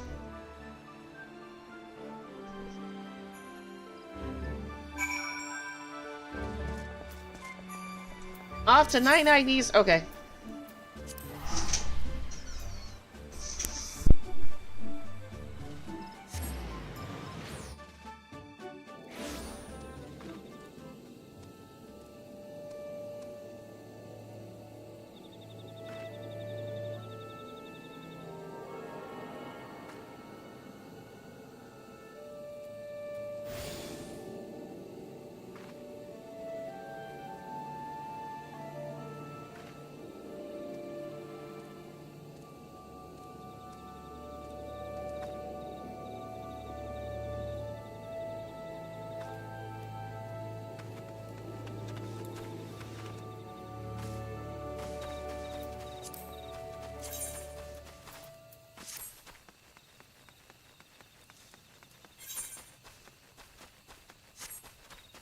I'm still level 28. Let's go.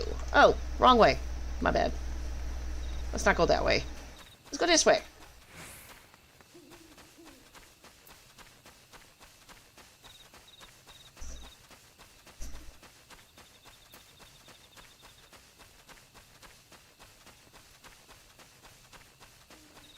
Yeah.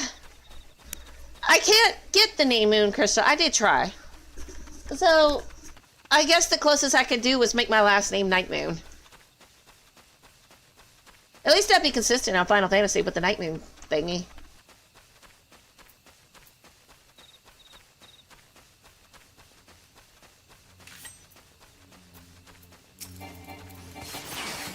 You know, long story about the whole Moon Crystal thing. That name came about from Sailor Moon. Back when I was 18 years old, Sailor Moon was like a brand new anime, and I really loved it. So, Moon Crystal came about being my nickname. Before that, it was like Night Raven or Night Haven or something like that, or Star Haven. Can't remember.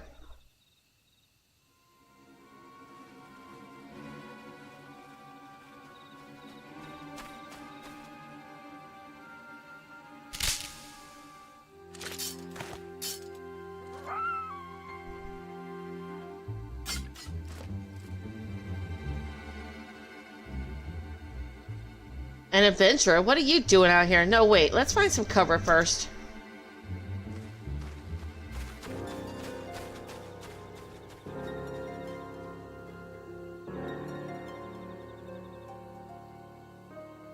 Alrighty, have good. Thank you for stopping by. Not your business. I appreciate it. The Adder's Nest sent you. How do I know you're not an Imperial spy? You don't even have a uniform. Oh well, if you want a butt whooping, I'll give you one. Aw, damn, let me fight him! Go away! Thancred look-alike. Peter's friend, we mean you no harm. You're an engineer at Garland Ironworks, are you not? We were alerted to your plight and have come to rescue you. And you are Yidalani Nightmoon, I presume. I was told to expect an honorary serpent. My thanks for your aid, friend. Yeah, so, are you gonna apologize or what?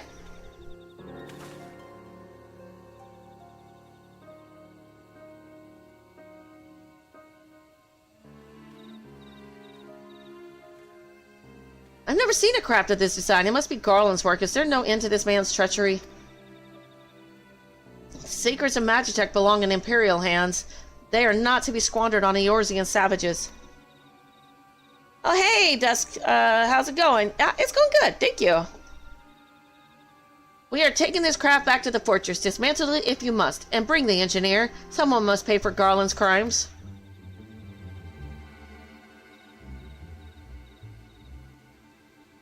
I defeated Ifrit. Good to go.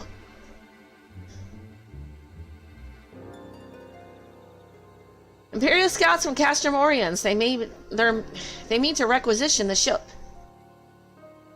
Pokemon made me struggle. Imperial scouts from Castrum Oriens. They mean to requisition the ship. Wedge, you have to help him. That fool of a Lalafell was hiding inside the tiny Bronco. The tiny Bronco? But isn't that the Ironworks' latest creation? It's the first airship we built since the Calamity. The first since Master Garland, well, since he went missing. After years of work, she was finally ready for her first test flight, and she was soaring. She really was, till those bastards blasted her out of the sky. Attend me all. The Ironworks' latest creation must not fall into Garlean hands. We shall strike them swift and secure and rescue Engineer Wedge. You know, Ollie, I trust we can rely on your support. May the matron watch over us with me!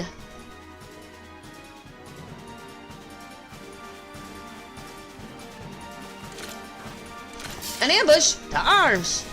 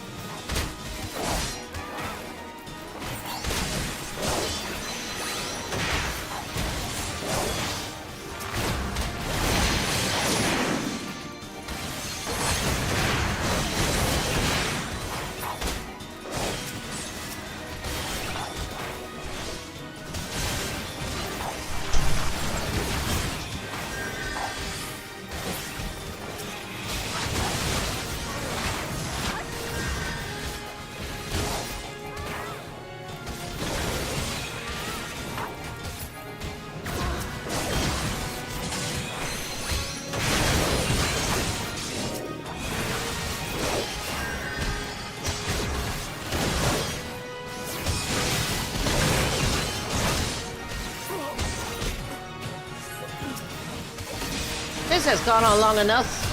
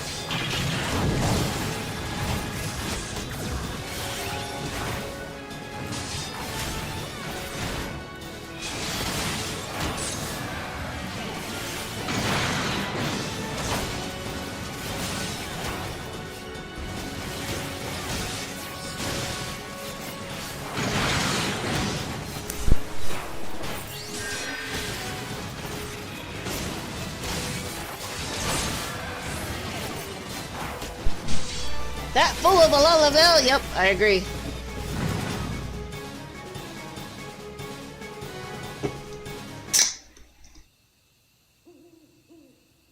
Thanks!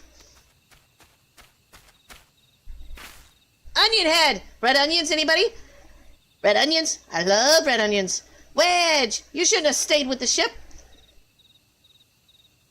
That was a close one.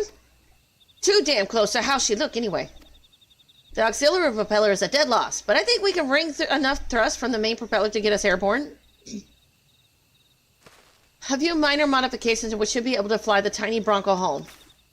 While you do your work, we shall keep watch over the perimeter. The enemy may yet be lurking nearby. As for you, Yedalani, you have more than done your part today. I bid you return to the Adder's Nest and complete your enlistment. I pray there will be no further interruptions. When next we meet, let it be as fellow serpents of the Order. Yeah, well, if Biggs is the potato, or, no wait, onion, potatoes. Oh, I get what you're saying. He fell in love with another potato Lalafell. Okay, I get it. It almost went right over my head. I just wanted to say sorry, you know, for calling you an Imperial spy and all that. Got that one wrong, didn't I? Haha. Seriously, though, if it hadn't been for you and the Twin Adder lads there, we'd be chained up in a dungeon by now. I'm in your debt, friend. We both are. I've never played Final Fantasy VII, so... I'll take your word for it. That's cool, though. Wedge! Thank you. We're very grateful.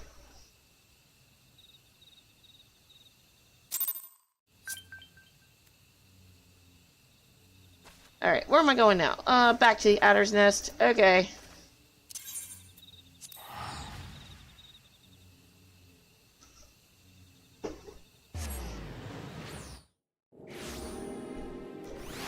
Someday?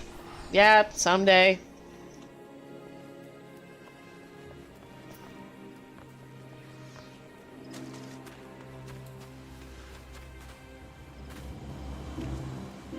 Oh, playing Final Fantasy VII? I don't know. I'm not that fond of Cloud, to be honest, and I'm not a big fan of Tifa either. What is that guy doing? Oh, he's doing that bird dance. Yidolani, it does my spirit well to see you returned. What in the hell am I looking at? No! You, no! What is this dude doing? There are some things my eyes do not need to see. Not funny, Joker. Go away. Word arrived but moments ago from the team at 9 Ivies. Lest you worry, the 2 engineers are safely on their way. The lieutenant informs me that you were instrumental in the mission's success. Had you not found Engineer Briggs when you did and helped us to rout the Garleans, things might have been very different. And all this before you were even inducted into the Order. You are well on your way to carving out a fine career for yourself beneath the Twin Adder standard. But without further ado, let us see to your introduction. 12 willing, there won't be any further interruptions. Woods will be done. The personnel officer stands ready to complete your induction into the ranks.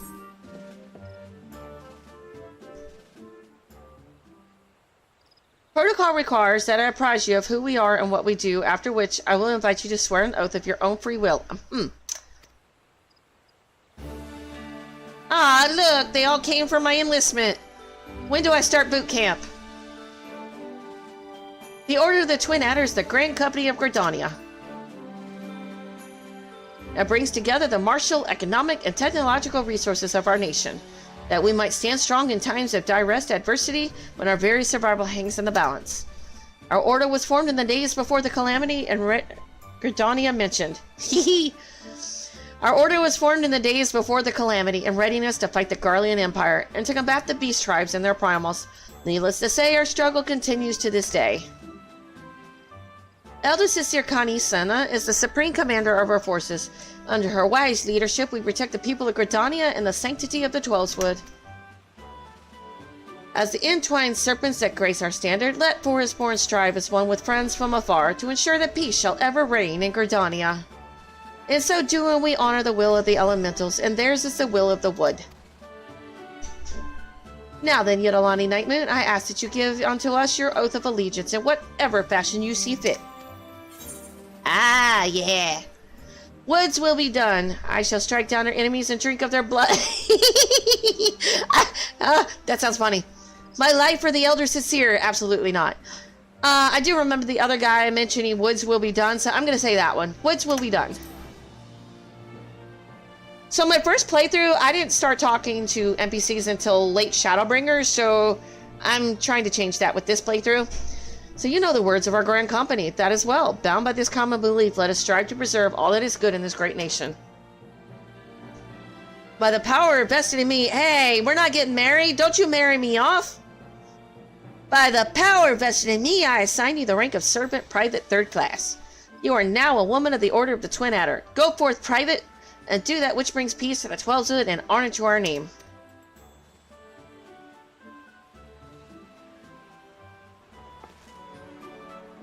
Ooh, that's a nice little salute.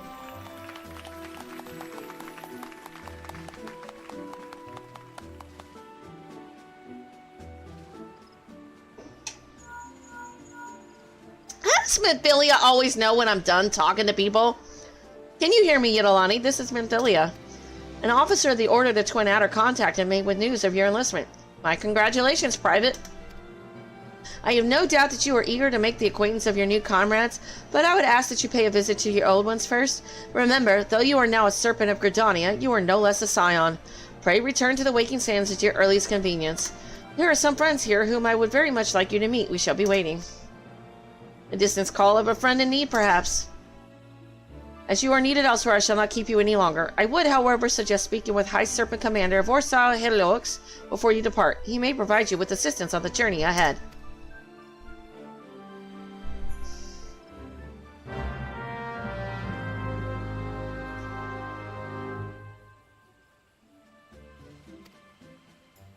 I've been pushing, I've been holding off on the crafting to get my damn chocobo. Why is this guy...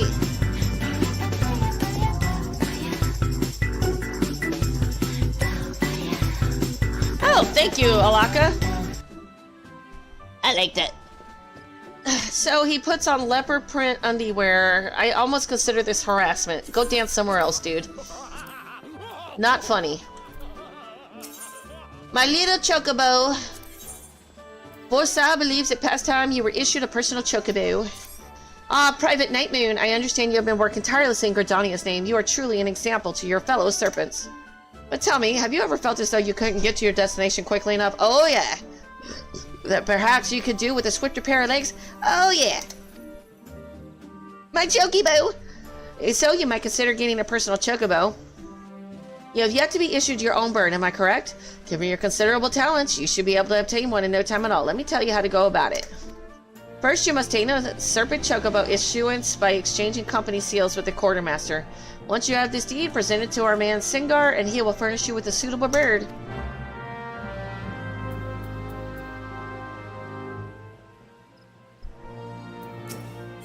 A pup no longer.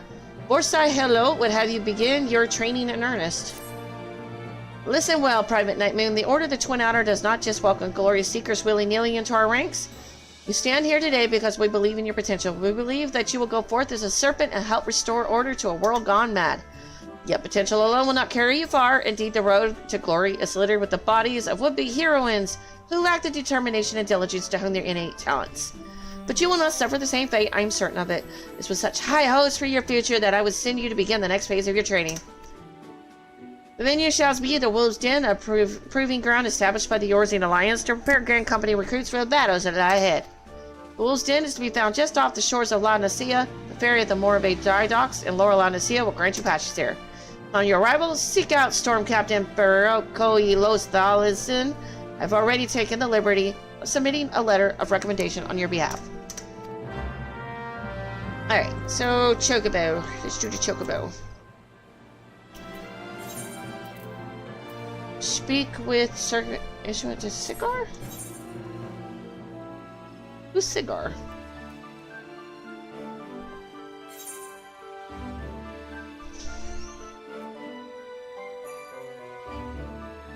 Do I have enough seals to do that? No. How do I go get seals? Well, fine. Does this one give me? Well, this one gives me some seals, so I gotta turn this one in. So, okay. We'll turn that one in. Oda, here it come.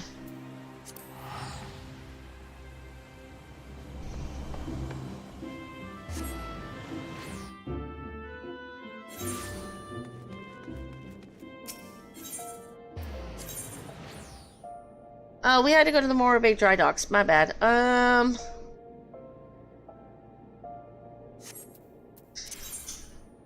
Just stop wasting my money. That one.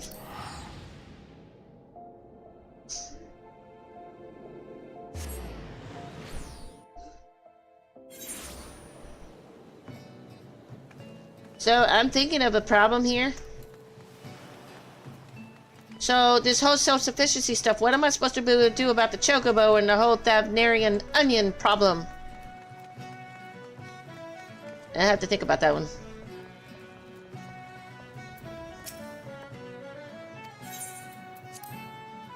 I know I get 2 of them through questline.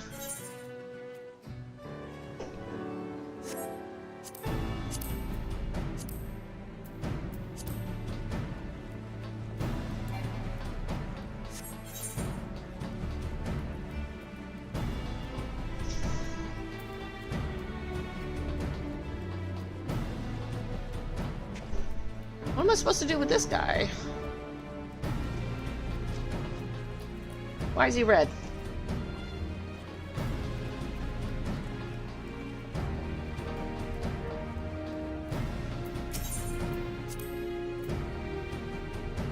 Alright, you want me level 30? Fine.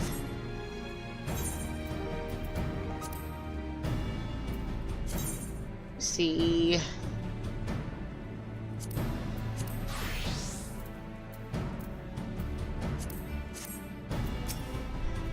I don't recall seeing your ugly mug around here before, huh?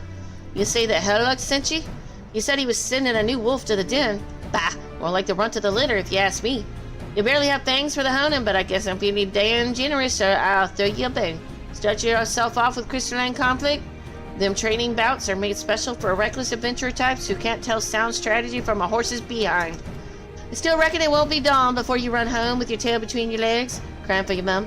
But you can have a word with Lieutenant Gungi and Salongi if you insist on giving it a go. You'll find him outside, assuming you can work up the nerve.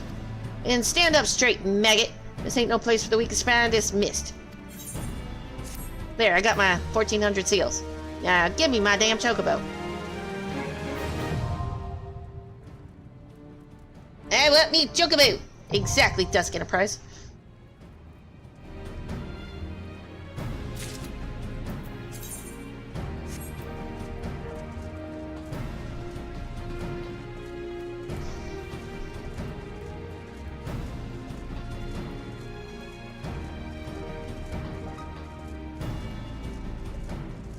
Alright. We can go back to... How the hell do I get out of here?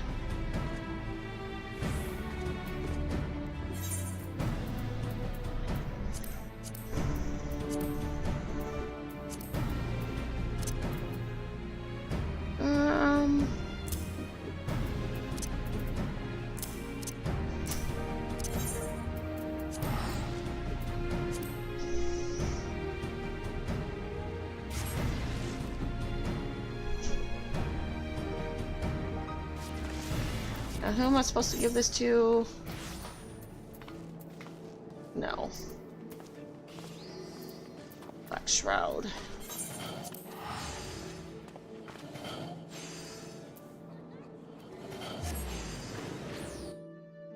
So now I have to get the chocobo, think something or other.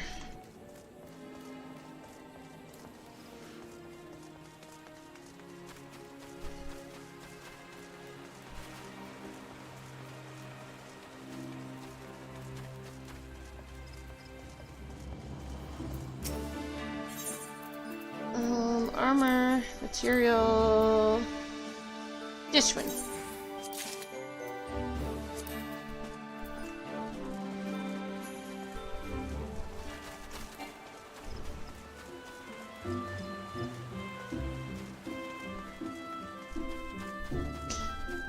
I can't remember which quest I have to do in order to get my chocobo to fight. I can't remember.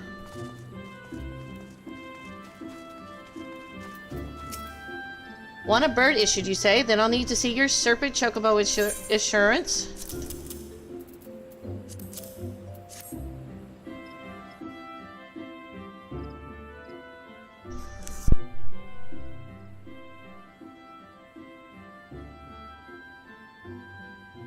Yes, everything appears to be in order. A moment, please. I'll be right back with your chocobo.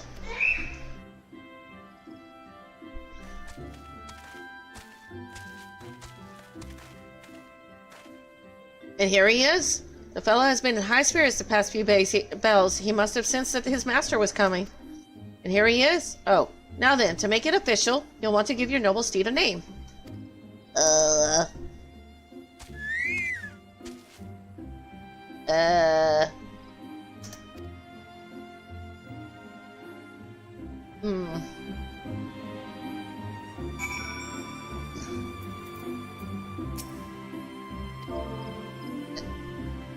You know what? Since I'm Night Moon, you can be Sun Chaser. That sounds cool to me. I dare say he likes his name. I do too. Here is your very own chocobo whistle. Simply blow into it and your feather friend will come bounding to your side. But do forgive him if he doesn't respond when summoned in crowded city areas or monster-infested lairs. Chocobos are stout-hearted creatures, but they have their limits. And lastly, I present you with your chocobo's rider license as required by law. And that concludes all the formalities. I wish you and your chocobo long years of fulfilling companionship. Yay! No more walking.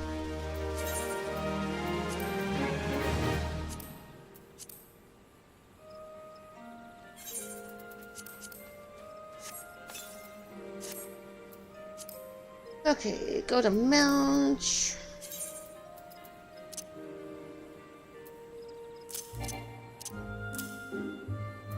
Alright. I got my Mount. I can't remember. Following house that Death built. I remember that one. Okay.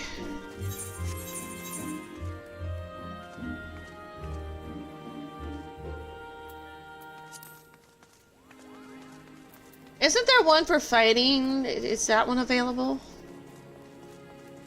Or is that over in South Shroud?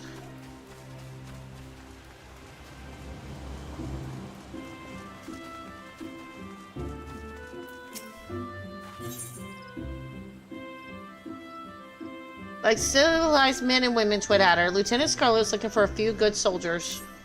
Come closer, Private. I would prefer that this tale be heard by you and you alone. It concerns a sensitive subject with which you are doubtless well acquainted, the Battle of Cartano. I speak of that bloodbath which marked the end of the 6th Astral Era, when both the 7th Legion and Allied forces were slaughtered by that winged abomination which did its utmost to destroy all we know and love. No part of Eorzea was untouched by the Elder Primal's rage, least of all the Cartano Flats, which were ravaged, nay, remade in the fires of destruction. The flats were rendered an accursed wasteland, and all decent small folk know to keep a wide berth. Consequently, many question why the Eorzean Alliance continues to maintain a military presence in the region, despite the personal and material required to do so. Alagon ruins, that's why. Allied scholars have been studying them since their discovery following the battle, during which time the Cartano Flats have been jointly administered by the 3 member nations of the Eorzean Alliance. This was an acceptable state of affairs for a time, but no longer. Ul'dah, Limsa, Lamenta, and Gridani have all formally asserted a claim to the territory. Diplomatic resolution is no longer possible. The matter is to be decided on the field of battle. Lest you fear that this marks the advent of total war, worry not. We are allies as ever and shall conduct ourselves accordingly. All hostilities will be confined to the disputed territories and engagements shall be fought to submission, not death. So you see, you needn't hesitate to join the fray. Should you have the misfortune of facing a friend in battle, you will only be expected to subdue him, not kill him. Ah, that's right. I tell you all this because we need men and women of your caliber on the front line. These ruins are of vital importance to our nation's security, and we cannot surrender them to a foreign power. Need not make a decision now. All I ask is that you speak with our man at the airship landing and listen to what he has to say. Okay then. You know what I forgot to do? I forgot to attune to the crystal of the wolf's den. My bad.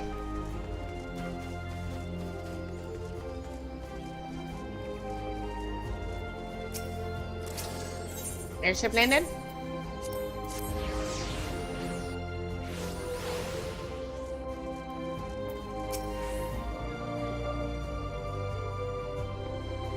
Private, come to join the fight, have we? Very good indeed.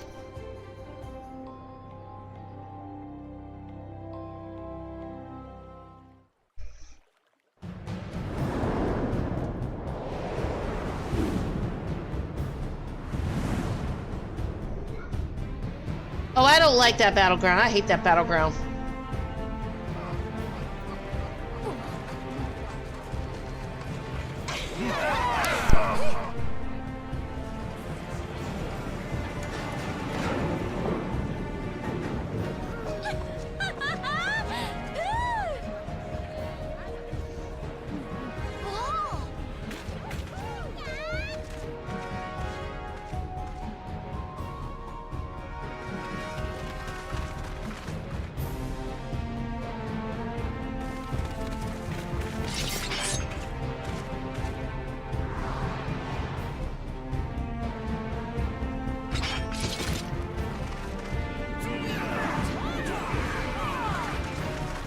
How far into it are you? It's one of the blue quests, so... Now, before we proceed, I must warn you, this isn't going to be like some Johnson the Wolf's Den. It's a PvP thing. You'll be pitted against wave after wave of fellow Alliance members in battle, and they won't care one whit that you're the warrior of light. This campaign will be long and brutal, and victories won today may be undone tomorrow. Consider the borderland ruins. We need only seize control of each ruin in the region, right? Wrong? Defense is paramount as well, for our rivals will muster forces to challenge our claims. It is for that reason we have established an airship route direct to the front line. Those who are ready and willing to fight will never want for transportation. Ah, but that look on your face bespeaks confusion. Are we at war or not? What is this bullocks about no killing? When the seven hells is going on? That's what you're thinking, yes? It's less war and more organized violence to resolve a territorial dispute. And yes, it is to be civilized violence. I never knew violence could be civilized. Killing Alliance members is strictly prohibited, though accidents have been known to happen, mind you. But you, of all people, have nothing to fear. You've escaped certain death more times than I can count. What are the odds you'll fail to do so this time? I'm glad he's got such faith in me. But that's a PvP thing. It's a blue quest, so you're good.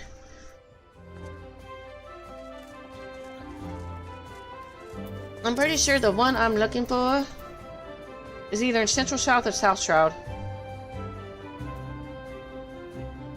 About to find out. There's a quest that enables your chocobo to fight. So that's what I'm looking for. Nope, it ain't him. I think we're in the wrong one. Sure. Let's go to Central Shroud next. It's gonna be one of these.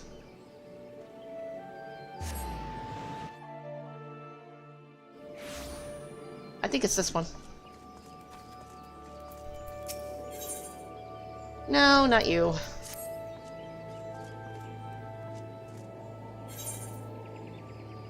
Or maybe it isn't this one. Yeah, it's this one. So where do I get it? I gotta look it up.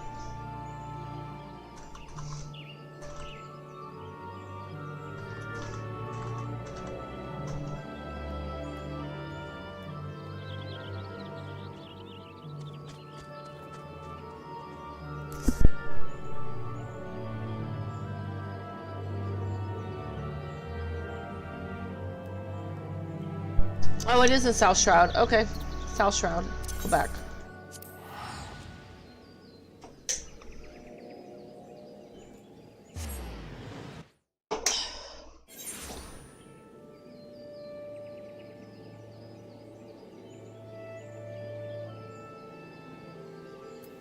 Do I not have that, I am not attuned to that. What the hell? Well, thankfully, we're about to get that fixed. The quest I want is down there. My feisty little chocobo. I found it.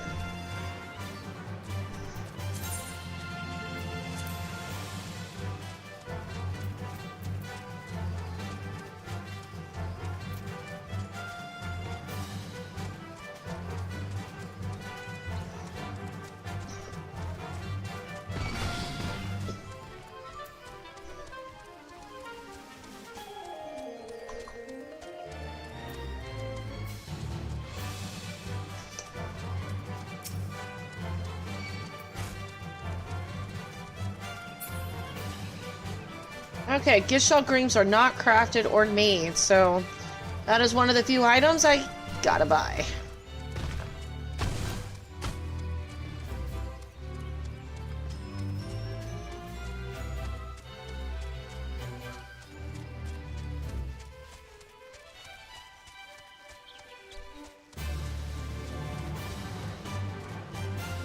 And I'm stuck on a tree. Some tight leather pants, man.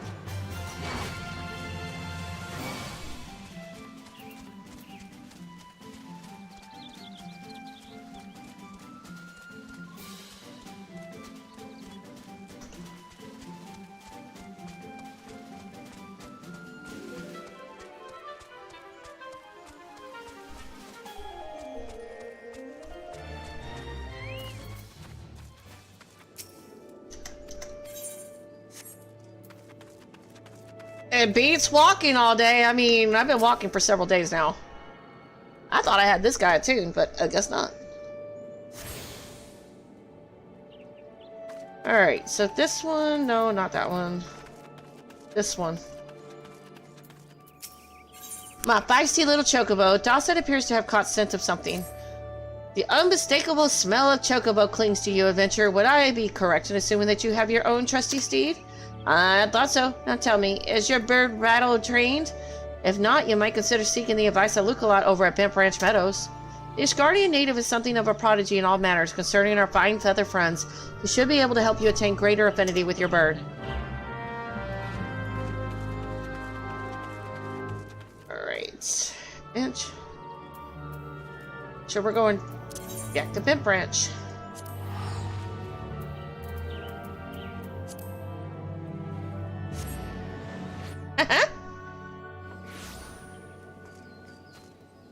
Alright. Over here. I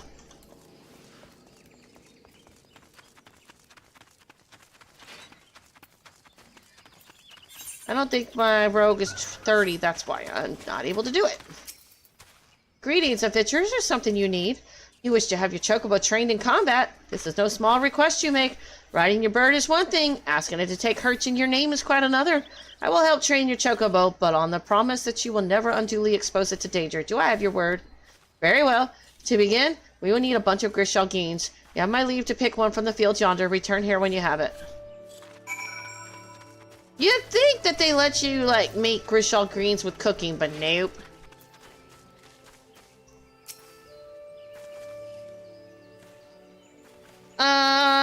Thank you for telling me not to go to Limsa. I'm staying out of Limsa. The Weibo police are back in Limsa. Have fun with that, folks. Have you acquired the greens? Superb, then we shall get straight to it. Doubtless you already know this, but chocobos are highly fond of Grishal greens. They love the leafy vegetable so much, in fact, that they will completely forget their fears in the face of danger. Thus, by feeding your bird the greens, you can prevail upon it to fight beside you, and then, once called, it would be up to you to direct its actions as you see fit. You will find that your chocobo innately responds to a number of general commands. Give your bird an order, and it will act accordingly and to the best of its ability. This simple yet effective methodology was developed by the Fortomp family, one of the foremost houses in Ishgard. And that concludes your lesson. Of course, it is not enough to merely hear about practice. One must venture forth and attempt it oneself. Summon your chocobo with a bunch of Gishal greens, and together make your way to Sorrel Heaven. The bruised is that prowl the area ought to be a suitable challenge for you and your companion. Put down 3 of them and return here. And lastly, by way of advice, I would recommend you keep an ample supply of Gishal greens on your person at all times. A resident vendor will be able to provide you with as much as you can carry. Well, I don't know if I need that many, but I definitely need some.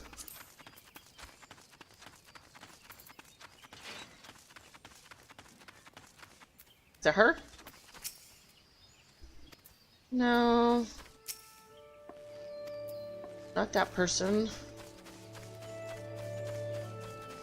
Stay out of Leviathan? Okay. Oh, yeah. Trying to find...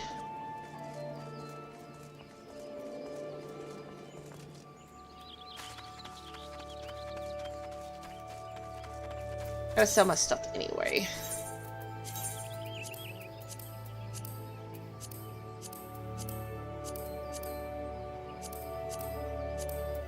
Alright.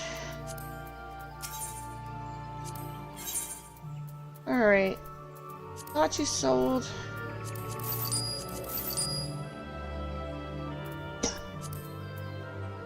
Okay.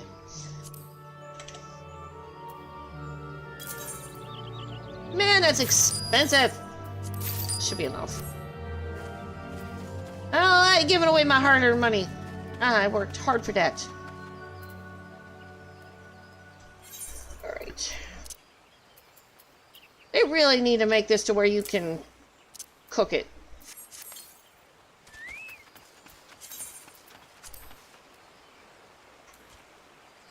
Alright, so we're gonna go kill some whatever you call it.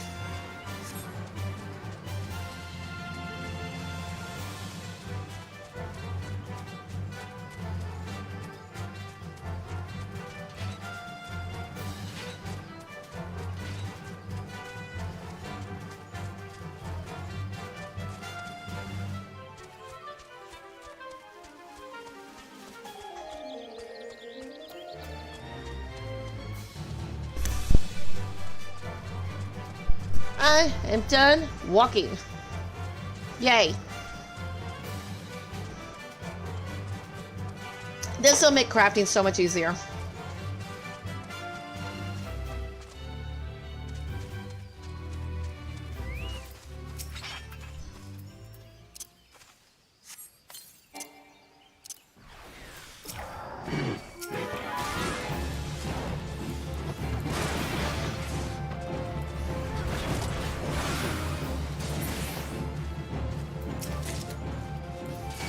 Oh, these guys drop animal hides. That's good to know.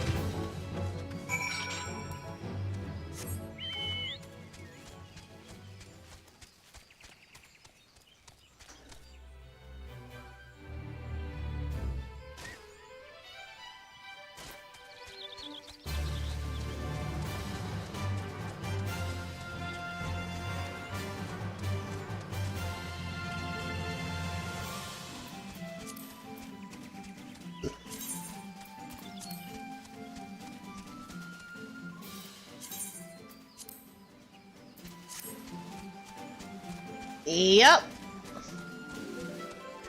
As long as you're not in combat, you both will survive.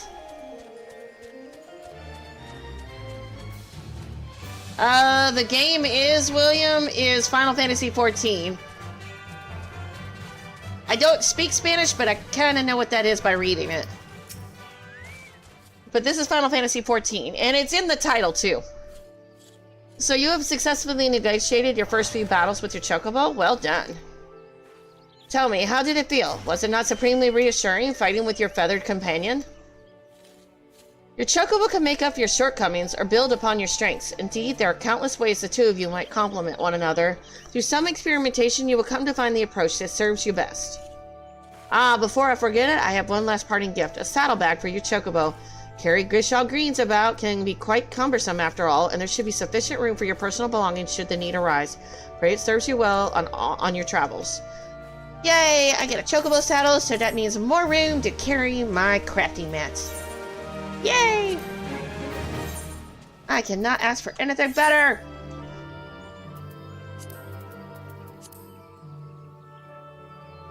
Alright. I did get a crafting bag, right?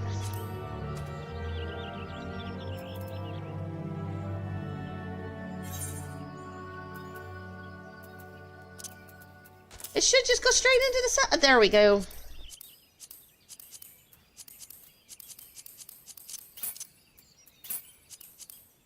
Yay! I'm so happy.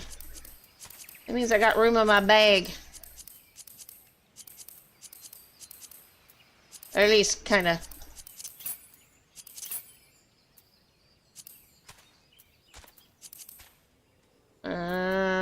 That. Till I run out of room, anyway.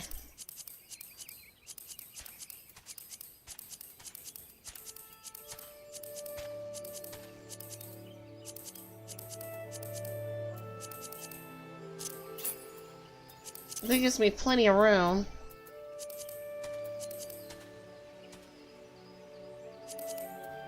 Alright, cool. Now we can go back and go back to speak to Memphilia.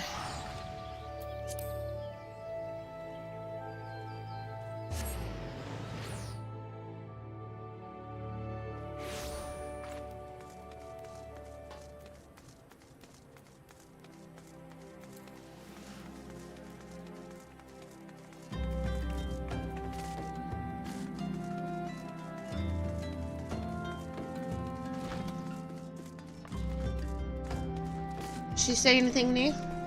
How do we say anything new? Some people let... Okay. Nope, nothing new.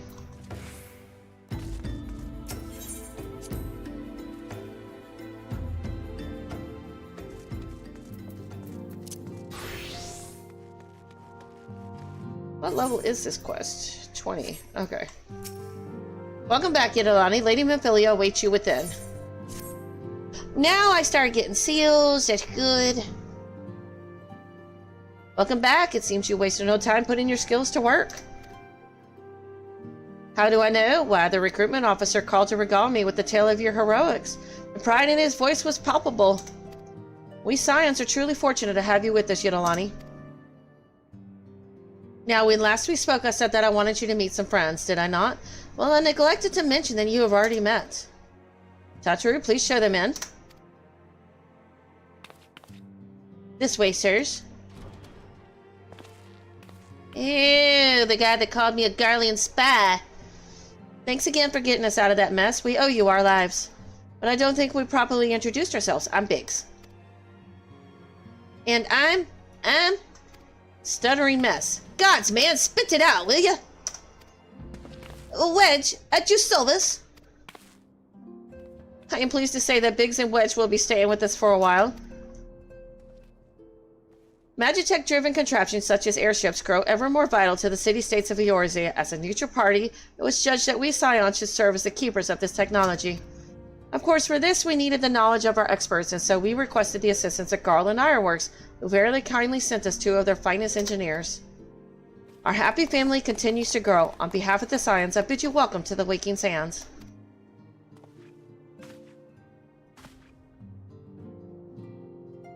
Like every soul here, I love Eorzea.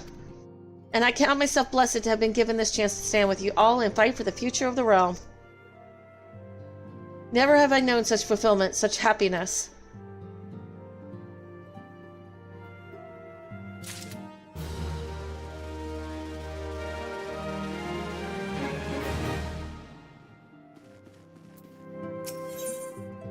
Sylph management. Memphilia needs you to investigate the Sylphs. Now, having set aside the formalities, we have a favor to ask of you. Urianger, have the documents arrived from the students of Baldessian? Aye, my lady. They arrived but recently.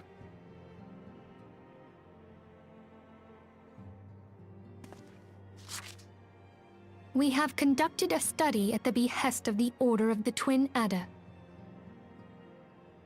Papalimo, Ida, a synopsis if you would. Our task was to survey the behavior of the Sylphs, a beast tribe indigenous to the Twelveswood.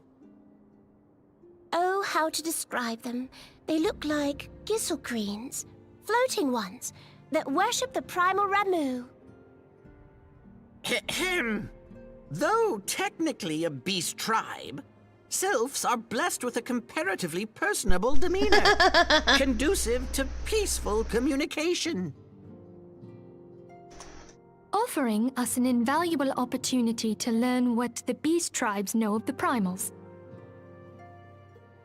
While Ramu's existence is well documented, the Sylphs do not, or perhaps cannot, summon the primal any longer, insofar as can be ascertained. Until such time as we know, it would be unwise to assume that the threat posed by the primal has passed. Which leaves Gridania with the added worry of not knowing what they should be worrying about. In that regard, they are hardly alone. What we can say with absolute certainty is that Gridania has its hands full fending off Garuda, who, I need hardly remind you, is among the most savage and terrible of all known primals. In short, it is essential that we approach the Sylphs in as diplomatic a manner as possible. Words and actions can be misconstrued. The only sure way to communicate our intentions is the echo. Yep, Garuda is mentioned. Ramu is Winning the mentioned. Sylphs' favor may well bring us a step closer to mitigating the threat of the primals. Will you help us? I am grateful. Lovely. Well, as much as I'd like to help, I'm afraid I would be of little use to anyone in Gridania. A veritable babe in the woods. And this will be the last time we see Thancred anytime soon. This will be the last time we see Thancred. So, take a good look at him, take a snapshot, whatever you gotta do, screenshot, because this is the last time you'll see Thancred for a while. For those that haven't seen the game, that's all I'm gonna tell you. This will be the last time you see Thancred for a while. Ida and Papalimo, however, should be able to see the forest for the trees. Is that not so, Minfilia? Indeed. You are willing? Thancred, my boy! I love Thancred. I love him so much. So much. Leave it to me. No, how about we not leave it to you? Us, Ida, us!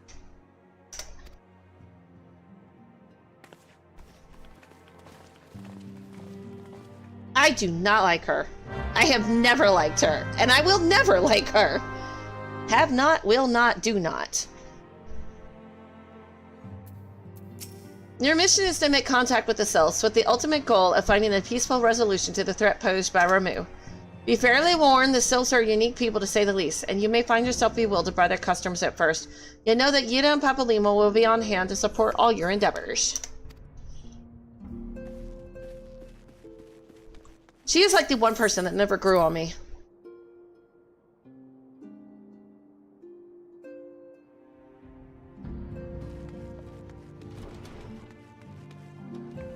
Let's see.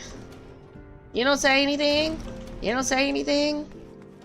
Biggs and Wedge, why are you guys in a corner over here? We haven't forgotten how you saved us, Yidolani. Don't worry, Wedge and I mean to repay the favor in kind. I like it here. Safe, hidden, a bit dank and dingy perhaps, but I've known worse. Plus the reception was just rather charming, don't you think? No. She has a big mouth on her. For somebody so tiny, she gossips way too much.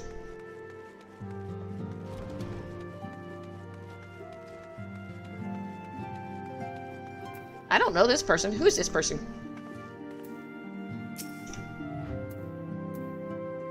Once upon a time, I aspired to make my name as an adventurer.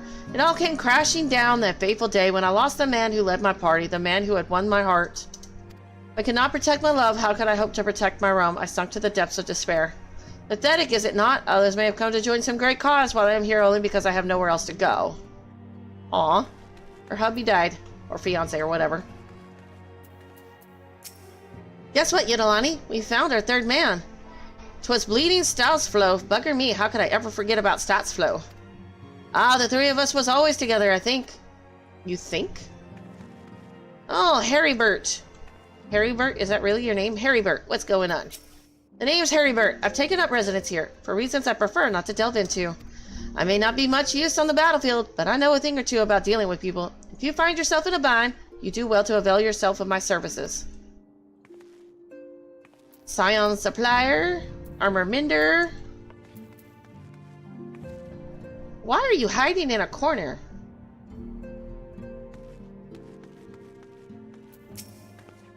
With the addition of the 2 engineers you rescued, the Waking Sands has become lively indeed.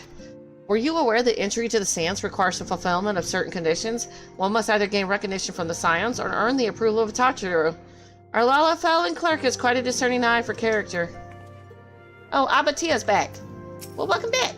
They tell me you were instrumental in Ifrit's defeat. Bravo, Yidolani. Bravo. Perhaps you heard of my exploits. The Flames and I... Oh. How many of these people are about to die? I've never talked to the NPCs before, so I never gave a damn. The only one I cared about was the Sylph. Oh, God. How many of these guys are about to die? No! I don't want to... Maybe I shouldn't get to know these people. Perhaps she heard of my exploits. The Flames and I struck a decisive blow against the Lizardmen by destroying and pillaging their stores of crystal. Ah, they won't be summoning their primal again anytime soon. Ironbald, my dude, how you doing? Abba neglects to mention that our allied forces suffered heavy casualties. The operation succeeded, but at great cost. With an outcome like that, should we could truly consider it a victory? Abba says we should, but I'm not so sure. Were you saying that in your head, thinking I'll hear you through the echo or something? Why was that in parentheses? Brennan, how are you doing? The merchants told me it was Brent that delivered their goods. Maybe if I wait a while, he'll come back with another ship. You know, I always thought these guys were the same. I just now realized one's named Brennan, the other one's named Brent. Brennan's the guy off the ship from Limsa, and Brent's the guy that's in the wagon with you in Gridania and Ulda. Okay. I always thought they were the same guy. My bad. Merchants told me it was Brent that delivered their goods. Maybe if I wait a while, he'll come back with another shipment.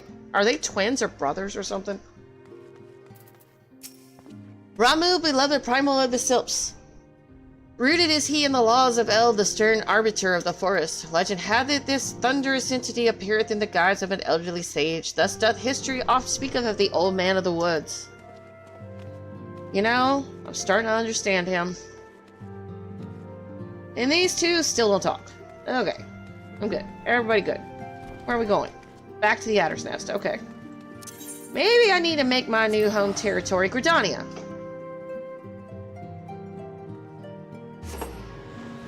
Before I'm bled dry. Home point. Yeah, let's do that.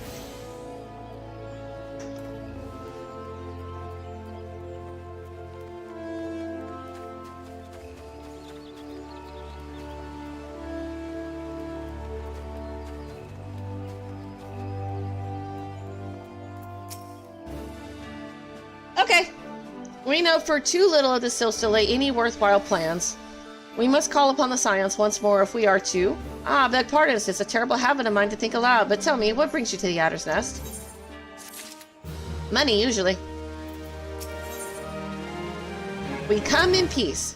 Commander Vorsai Hello has been awaiting the aid of the Scions. Well, if it isn't Private Night Moon reporting for duty, that's the zeal I like to see from an enterprising young serpent. Good day, Commander. Sorry to disappoint you, but other business brings us here today. Yida and Papalimo, always a pleasure to see the two of you. My men tell me you quest in the name of the Scions of late. Quite so, Commander. A little bird told us that the Twin Adder was in need of our adventuring prowess. Ah, you little bird sings true. No doubt you've heard that we're investigating the Sylphs, curious beast tribe that calls the depths of the Twelveswood home. The Sylphs are, for the most part, a peaceable bunch, much to the delight of the Elder Sincere, who has no desire to see her people embroiled in yet another fruitless war. Twin Adder is of the same mind, and it is precisely for this reason that the Sylphs' relation to the primal Ramu has raised a flag of warning amongst our ranks. Friendly as they may appear, beastmen will be beastmen.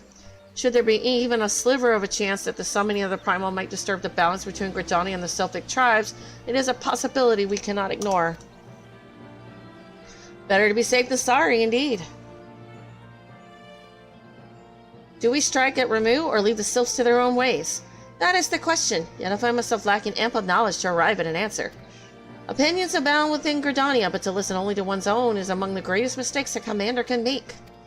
I would hear from the other side, the Sylphs themselves, and seek an impartial party to serve as my liaison. It is where you, Scions, come in. The Sylphs of Little Solus remain untempered, and have held many a productive dialogue with our people. I would hear their candid thoughts on their tempered brethren. That said, I urge you to exercise due caution. Sylphic tradition and etiquette bear little resemblance to our own. It would not do to have any cross-cultural false pause get in the way of a productive parley. En route to Little Solus, you will come upon the Hawthorne Hut. Our officer stationed there can enlighten you as to how to win the Sylph's favor. May your expedition be a worthwhile one. A friendly palveer with the Sylphs. This should be a pleasant enough diversion.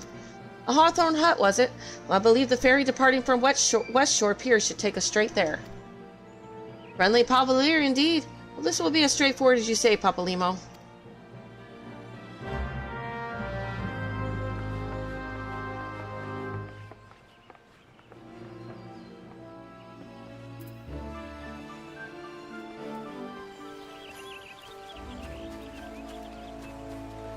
Where are we going now?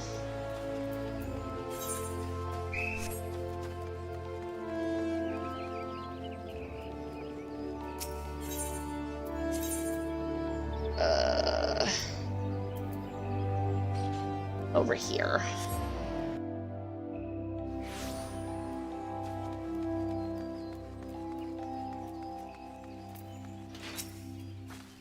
Ah, the ferry docked at the base of this hill will carry you across the lake to the East Shroud. Once you're ashore, head due east and you should find the Hawthorne Hut without much trouble.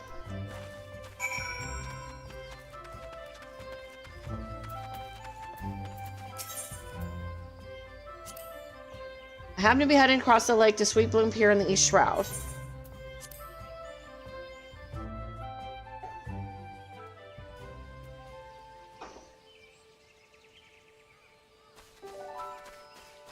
Oh yeah, I got a chocobo mount. Yay, let's go.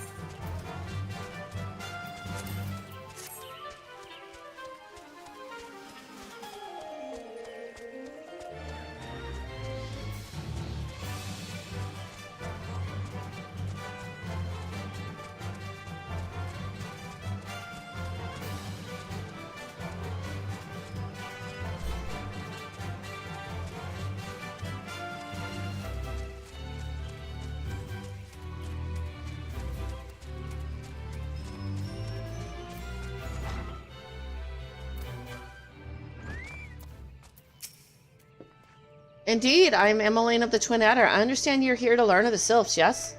For all their whimsy, they are a wary lot, particularly since the Empire has come to the Shroud. Earn their trust, however, and they're as friendly as any foe. They have their quirks, but so do we all, know? Would you know more, you do well to speak with the master of this hut. Rolf, he's forgotten more about the Sylphs than I'll ever know.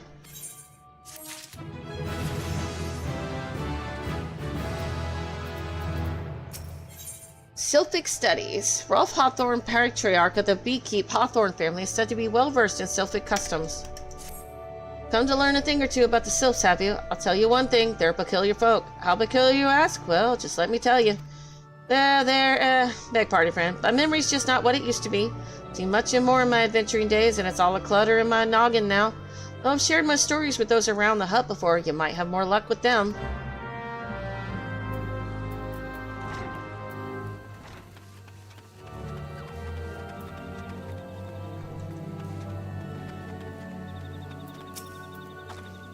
The Sylphs? Invertebrate tricksters and troublemakers, that's what they are. One day they're drawing morbid faces on our mast, the next they're sending our young sentries falling to the bottom of a ravine. Tell them to stop and they just laugh at you. Roof claims they harbor no ill will, but I dare say such pranks are no laughing matter.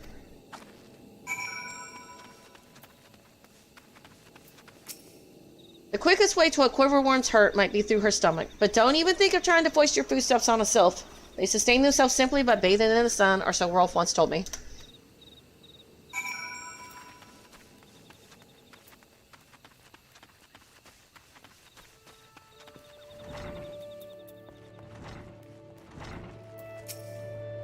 The Sylphs? Yes. Father's told me his stories plenty of times. What I've always found most captivating is how their concepts of etiquette is almost completely alien to our own. You do best not to underestimate them on account of their childlike looks. Lest your face end up a mess of glyphs, squiggles, and chocobo scratches. Tee-hee. I don't think that's funny.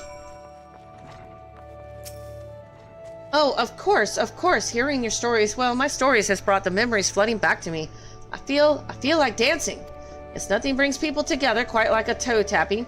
Sylph told me long ago that dancing is a time-honored greeting among their kind. You do well to remember this. It just may help win the favor of our best friends. First impressions. Rolf Hawthorne will share further knowledge to assist you in befriending the Sylphs. Oh, still here, eh? Great. There's one more thing you should know about the Sylphs. They don't take kindly to guests who show up empty-handed. To earn their trust, you do well to bring along a, right, what was it again? And my wife Rosa and I were just speaking of the matter not days ago. Forgive me, my friend. Speak to Rosa at the comb. Her memory should prove more reliable than my own.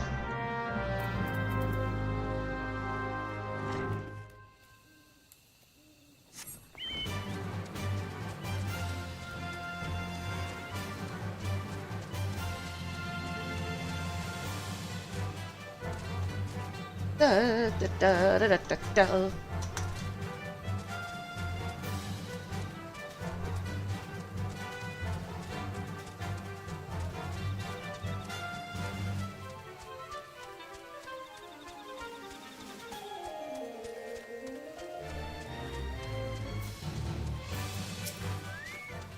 A peace offering for the Sylphs? Were it anyone else, I'd recommend a jar of honey, but I fear that wouldn't get you past their front doorstep, dear. No, their tastes run more to the unusual.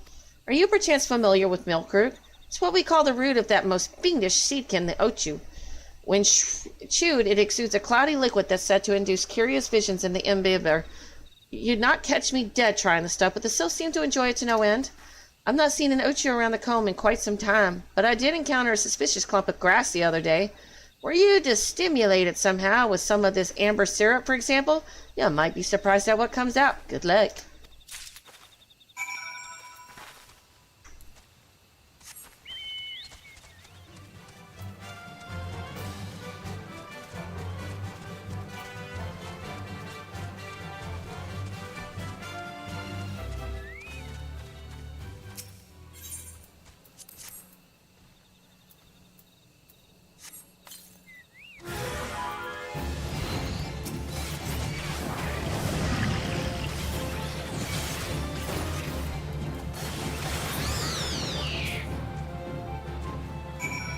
Yadich.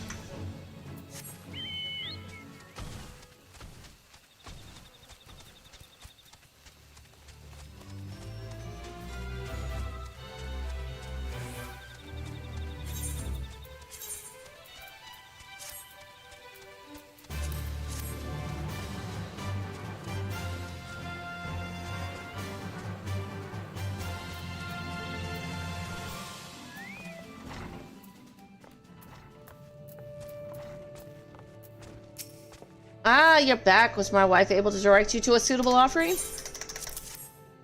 Milk root, but of course, those sylphs quaff that cloudy stuff as quick as I do a flagon of mead. That's effects just about the same as well. Any road, a gift of milk root will have the sylphs calling you friend and sister the moment they lay eyes upon it. Now let me wrap that up for you. I'm starting to feel a bit woozy. First contact. Rolf Hawthorne has gift wrapped you offering in preparation for your journey into the Sylphs. Jemison?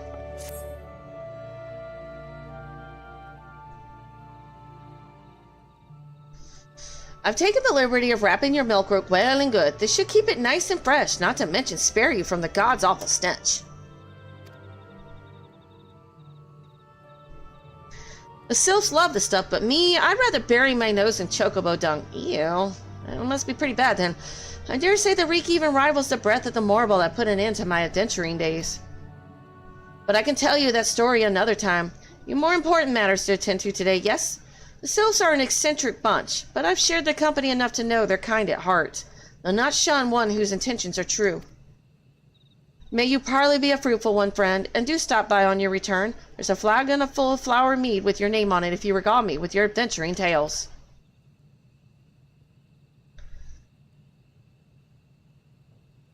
And before I forget, don't go trespassing off just yet. Emmeline here would have a word with you. Travel in safety, friend, and do pass along my regards to the winged ones.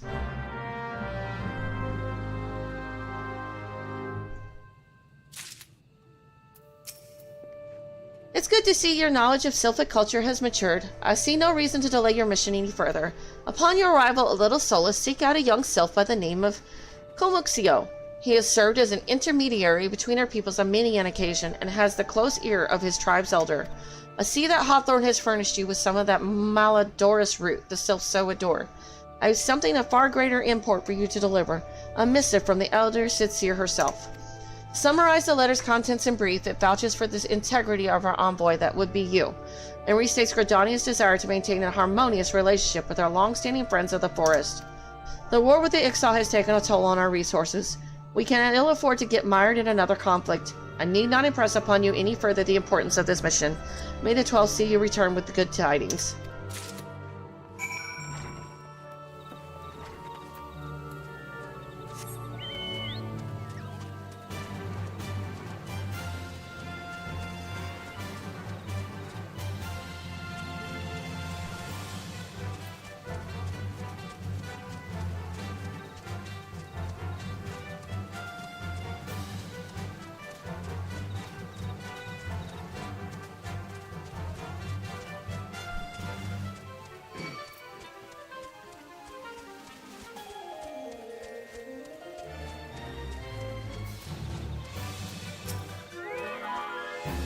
Walking One is not familiar to this one. This one does not trust strange walking ones. Strange dancing ones might be a different story, but this one expects no such thing. Walking One should go home and leave this one be. Dance, dance, dance the night away.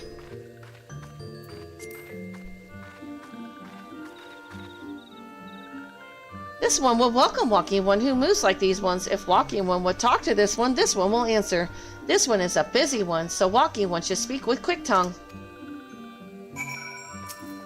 Walking One bring gift to this one. Walking One is most kind.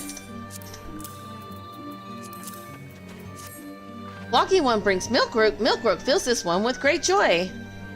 This one gives thanks. Gives many, many thanks.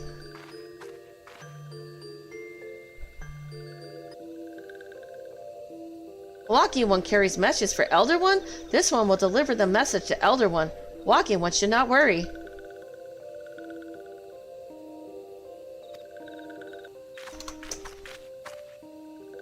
Hello there. We're envoys for Gridania and we're here to treat with your people. How rude! Nobody invited you to this party. Aye, we come to pay our respects to your elder and to learn from him more of your Lord Ramu. Who are these ones? These Walking Ones come for Gridania? Walking One became a dancing one and brought milk root, but Walking One tricks this one. This one does not like tricks. This one will speak no more. Elder One is busy. Walking One should go home. Go home, you say, but the Silsa Little Solos have always welcomed Gridania envoys with open wings. The letter carried by Yadalani here is an oath of peace penned by the Elder Sisir herself. Still you would refuse us? This one's reasons are no business of Walking One's.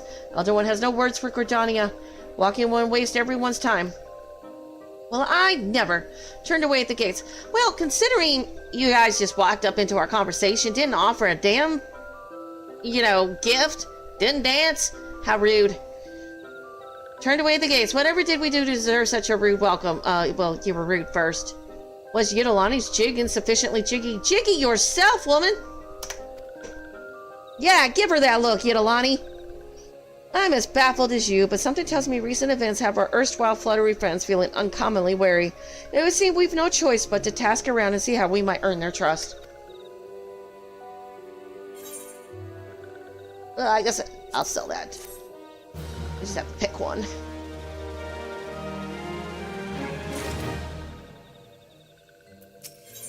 Dance diplomacy. Yidi has a notion of how one might earn the sylph's trust. Say, Yidolani, are you in the mood for dancing? No. That's right, dancing. You went through all that trouble to learn the sylph's traditional greeting, but you've greeted hardly any of them. Why, if I were a sylph, I'd be beside myself with delight to see an adventure expressing an interest in my culture. Well, then why don't you start dancing? Me? Of course I'd be happy to join. Ow, ow. There goes those bloody leg cramps of mine acting up again. Yeah, I'm sure. My dislike of that woman is growing. By virtue of crystal trade, the sylphs have maintained friendly terms with most every race in Eorzea. Alas, the appearance of Ramu has been as a storm cloud over relations. If peace is to be secured, we must reopen a dialogue with the sylphs before they have the chance to summon their god again. No need to overthink things. So long as your heart is in it, the sylphs will understand you. Good for you.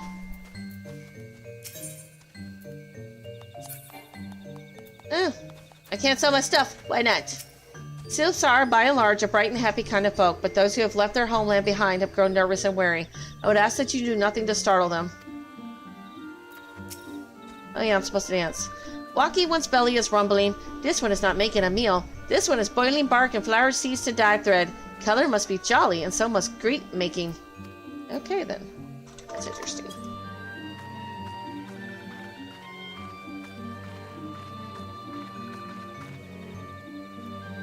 Ooh, Walking One knows Jolly Dance? Jolly Dance fills this one good cheer. Let these two be friends.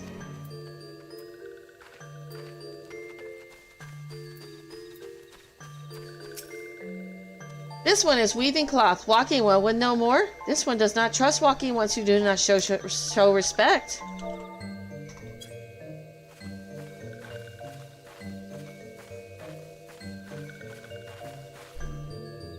Walking One would be a friend to these ones? This one is overjoyed. But this one keeps the ways of weaving secret. Even if Walking One learned the secret, Walking One could not weave in the same way.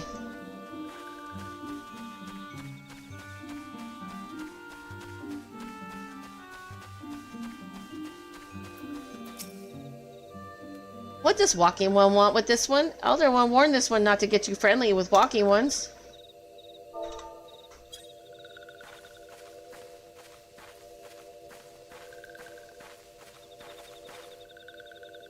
Ah, Ah, Walking One is friend to these ones. Friends like Gracious Elder One of Forest City knows how to dance into these ones' hearts.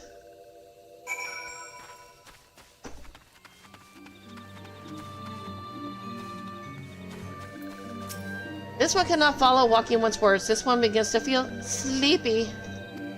But Walking One speaks with such eagerness, so this one will try to stay awake.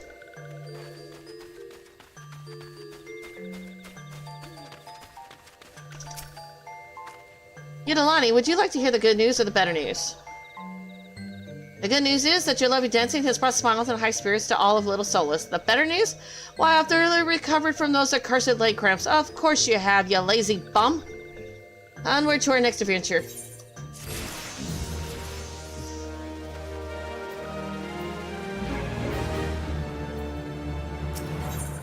Forest friend, Papa Limo has a notion of how you might endear yourself to the sylphs of Little Solus. Yudalani, as an adventurer, you're no stranger to helping distressed folk, I'd wager. Tales of good deeds are quick to spread. The adventurer who comes to the aid of the local populace can go from stranger to hero overnight. No doubt you see what I'm getting at. The sylphs who make their home in Little Solus do so having been driven from their woodland home. Surely they have their fair share of troubles. Seek out troubled sylphs and see what might be done to ease their worries. A sound plan, would you not say? That said, the sylphs are not known to share their worries with outsiders. You would be better off inquiring with Hira Media of the Gordanians who reside here. She is most likely to be privy to the sylphs' troubles.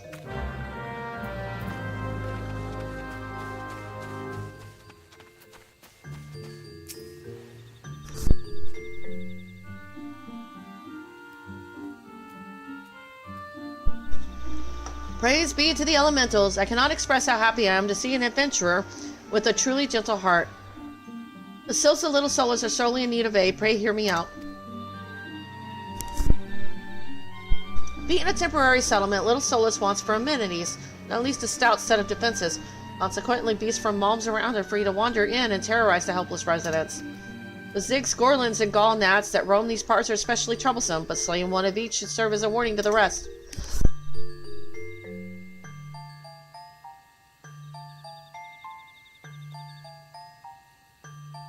Furthermore, perhaps you could gather 3 brownie bushes as well. They play an important role in sylphic culture. I do not claim to know the details and what with such feral beasts prowling the forest. They're not easily come by.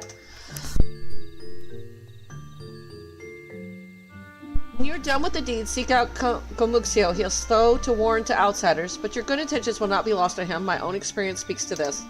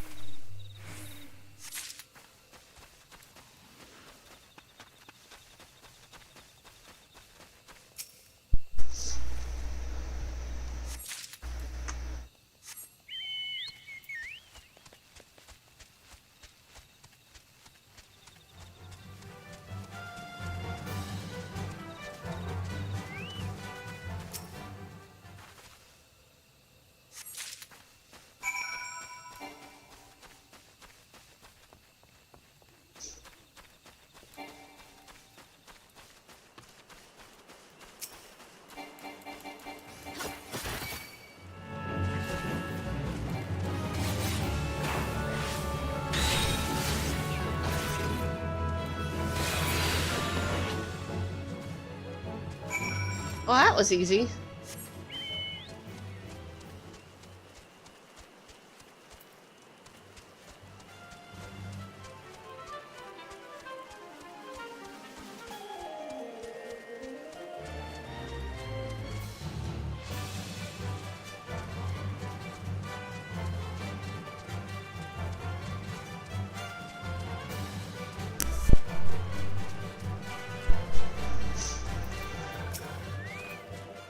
Dancing One is still here? Dancing One can dance all night. This one's trust is not so easily earned. Ah, Dancing One brings brownie brushes for this one? This one can dye thread once more. This one is pleased. Dancing One kills Bitey Buzzy One? This one hates Bitey Buzzy Ones. Dancing One is kind, too kind. Many walking ones come to these one's abode, but few are friendly like Dancing One. Perhaps this one was wrong not to trust Dancing One after all. Presence of the enemy. Kamuxio of Little Solace would entrust you with a task. This one asked Dancing One for forgiveness. These ones have many troubles since walking ones last come to our abode. This one must be careful, always careful. But Dancing One is not like other walking ones. This one can trust Dancing One. This one would ask Dancing One for help. Strange walking ones with bodies of steel come to the home of these ones. This one thinks steel ones come from Empire. Where Empire goes, many living ones become dead ones. Trees fall and bushes burn. These one's home is in danger. Danger! This one begs of Dancing One to help this one no more. Dancing One is friends with these ones and walking ones, yes? Dancing One must speak to these ones here and walking ones in Hut House and find out more. This one has bad feeling. This one fears steel ones are after something, but this one should speak no more. Go, Dancing One. This one depends on kindness of Dancing One.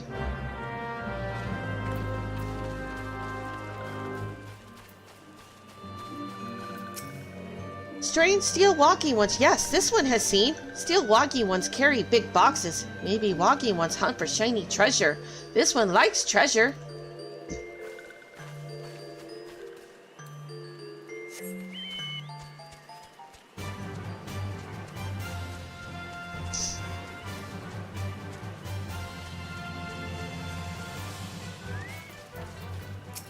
A word, if you will, the lands beyond this point belong to the sylphs. Unlike the gentle souls in Little Solace, the vicious woodland sprites out there will slaughter any outsider that dares cross their borders.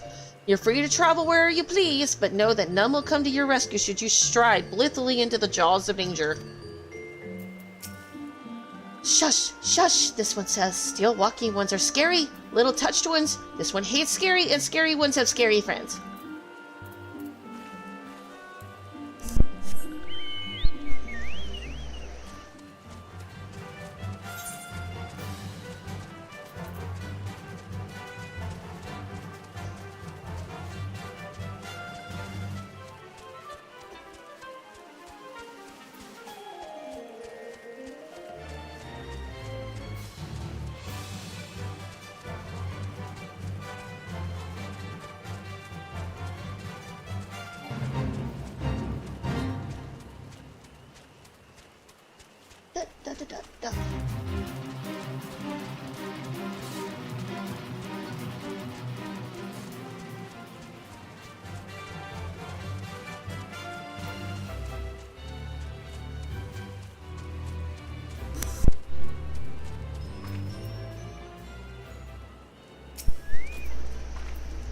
Men clad in strange armor. Why, now that you mention it, I did see some suspicious types of late.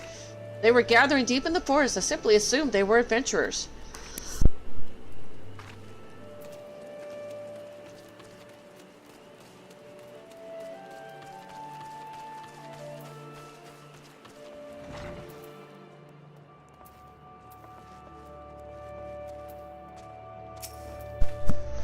Fearsome tight clad, head to toe in steel, you say? Imperial soldiers, no doubt. I couldn't tell you what they were plotting, but I'm sure it's nothing good.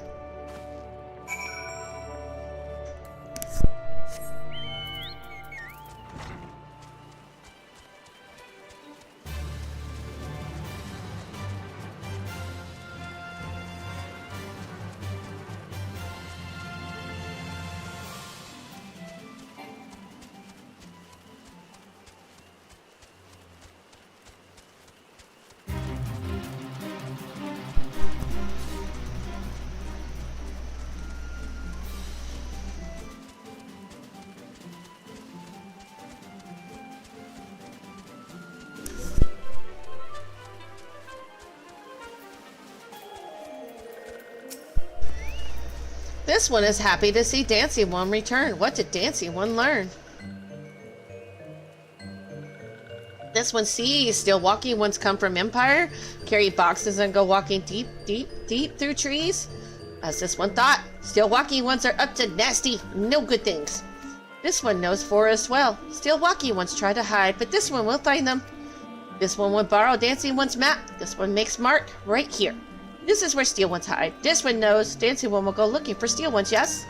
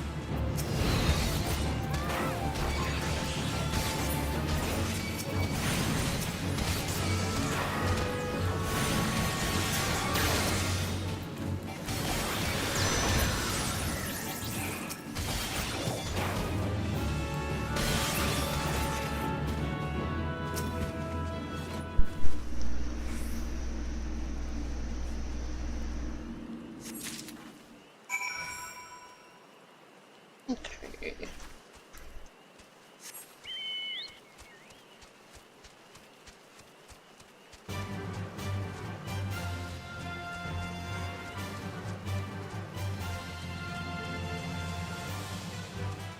Why aren't they helping? They just stand around and let me do it all? That's so annoying. By virtue of the crystal trade, the Sylphs have maintained friendly terms with most every race in yours. They allow the appearance. Oh, okay, you already said all that. You guys don't change your sayings very much. Dancing one is back. This one breathed a sigh of relief. This one was worried. Dancing one found something? Dancing one found paper inside a box. This is message from Empire. This one can read walking one symbols. Message paper has names of food and rocks. Food and rocks were inside boxes. This one knows. But this one does not understand. Food and rocks mentioned all come from home of these ones. How do steel walking ones know to find them? Is there sneaky one hiding behind this one's wings? Snoopy one selling secrets to steal walking ones? This one fears for this one's home, but Dancing one has helped this one much today. Dancing one was promised to always be friend to these ones.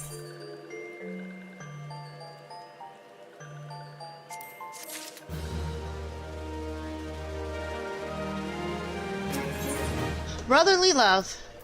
Kamuxio is pining for a wayward friend. Helpful one arrives at a good time. This one needs helpful one's help. One of these ones named Cloxio ventured outside Little Solus alone. Alone is unsafe. Helpful one must find Cloxio. Cloxio struck west after leaving the settlement. Hurry before Cloxio ends up in the belly of a beastly one.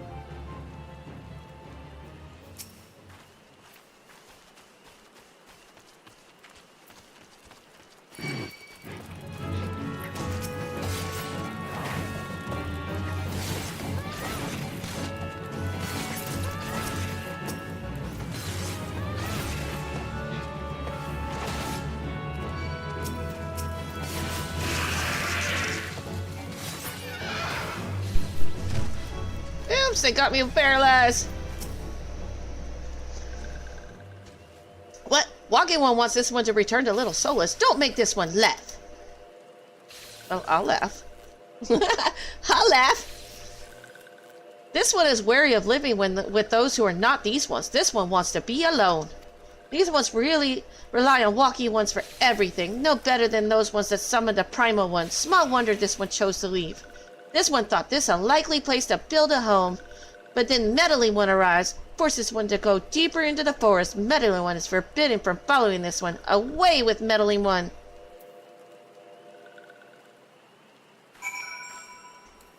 Oh yeah, I'm having lots of fun. Yeah, I'm not gonna have so much fun when I have to go back to crafting, because that's what's gonna happen soon. Not today, but I'm getting to the point where I have to upgrade all my gear again.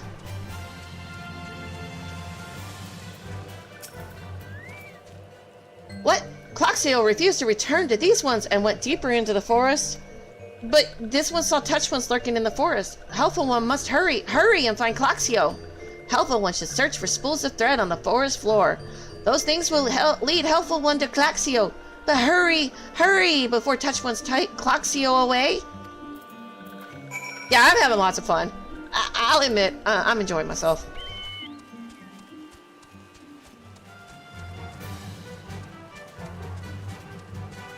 Can you tell?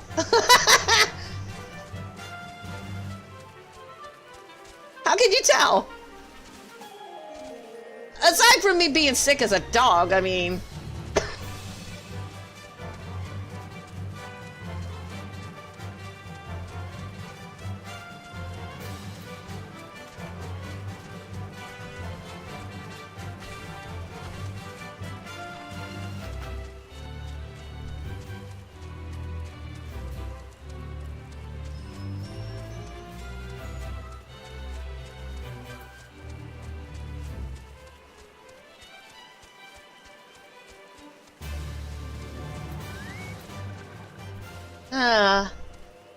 You know what? Alright. Duty calls. Okay.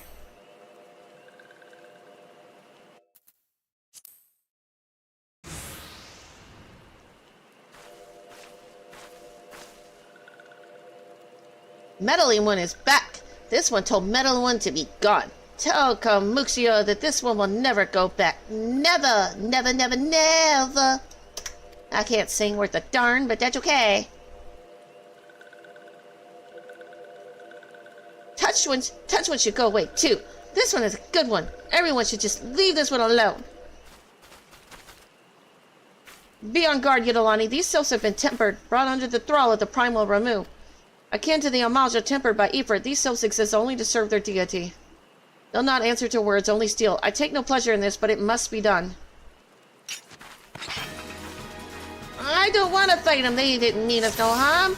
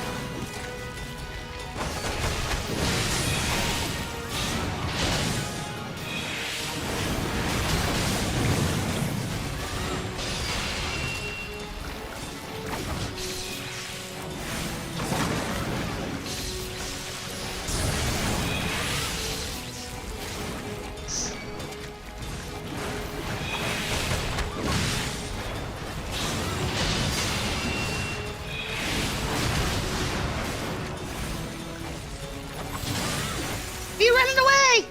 No, don't run away. Come back here. No!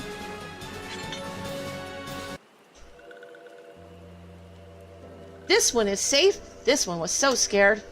Cloxio, this one has been worried. So very worried. Is Cloxio unharmed? Still in possession of wits? Kamuxio and Meddling One as well. Why are these two here? These two came to rescue Cloxio. That Cloxio's safe fills this one with joy. Kamuxio, forgive this one. This one did not mean to run away from Little Solus. This one was just afraid.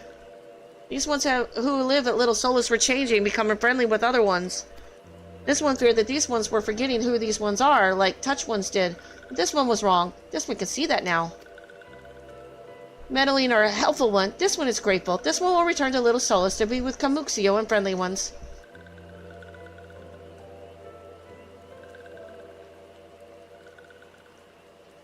Well, that should see to that. Let's say we return to Little Solus as well. I, for one, could do with a nice hot bath. Do they even have a place to take a bath?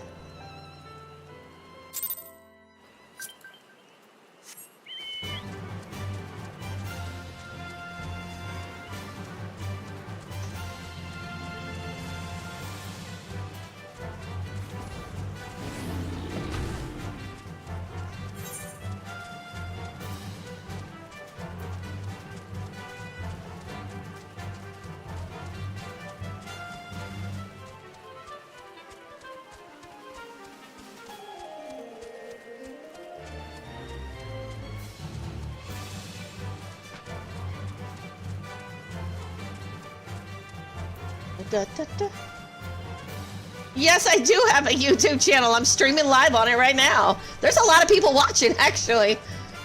It says there is anyway, unless I'm miscounting the numbers. I even have a TikTok page.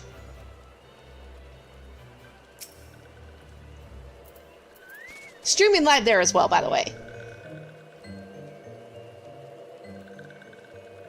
This one thought Cloxio was lost forever. Helpful ones saved Cloxio. Now these ones can be family again. This one has no many walking ones, even many kind walking ones. The helpful one is kindest and strongest of all. Helpful one is a hero to these ones. Helpful one will bring these ones and walking ones closer together. Hey, Dietern, how's it going? This one knows this one would take helpful one to see Elder One. But Elder One is... And this quest right here is probably going to force me to go back to crafting. Because I think this is the dungeon quest. Spirited away. Oh, not quite yet. Spirited away, Camuxio would make a confession to you. This one must ask Kind One's forgiveness. This one may promise to take Kind One to see Elder One, yes. But this one cannot. This one cannot because Elder One is not here. Elder One is not anywhere. Elder One went into forest yesterday but has not come back. You're tired? I'm sorry. Maybe you need to get some sleep. This one is worried. Elder One often goes into forest, but never for this long. Kind One will help find Elder One, yes? Near where Elder One disappeared is the home of a walking one named Buceron. Buceron may know what happened to Elder One. This one would talk to Buceron, but walking ones do not always trust these ones. Would Kind One talk to Buceron for this one? And Kind One comes from Gridania, yes? In Gridania live many Kind Ones, yes? This one begs of Kind One, please go to Gridania and ask fellow Kind Ones for help. And please hurry. These ones are not safe until Elder One returns. Alright, back to Gridania.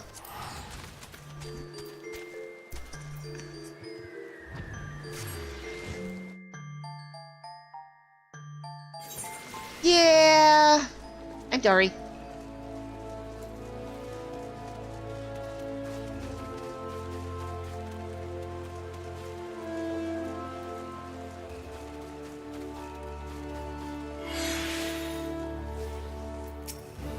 Well, if it isn't our intrepid ambassador, how fare your diplomatic efforts with the Sylph tribes? Their elder's gone missing, you say? Why, if he were to end up in the hands of the Tempered Ones, we'd have a crisis on our hands. You can assure the Sylphs that my sharpest-eyed serpents will be on the lookout night and day. No stone must be left unturned. I would ask you to call upon Guillaume Molko at Bent Branch Meadows and deliver the message that the Wood Whalers are needed in the search effort. And we're going to Bent Branch Meadows. Okay.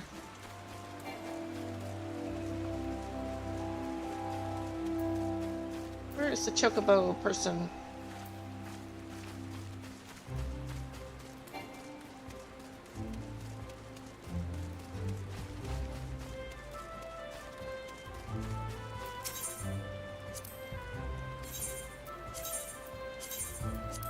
$5 gil to go to Bent Branch Meadows.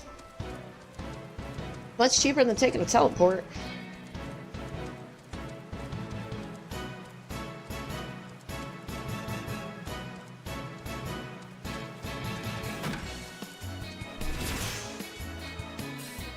Yeah, I'm reaching a point where I'm gonna have to gear up everything again. Probably push everything to 40.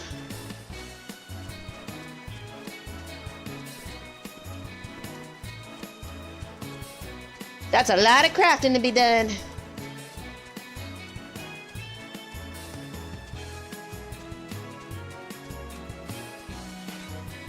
But I still got the Titan. I got to fight probably quite a few dungeons, actually, because the Sylph dungeon's coming up where I have to go rescue the Sylph. Titan's coming up. Stone Vigil's coming up. Stone Vigil will be interesting.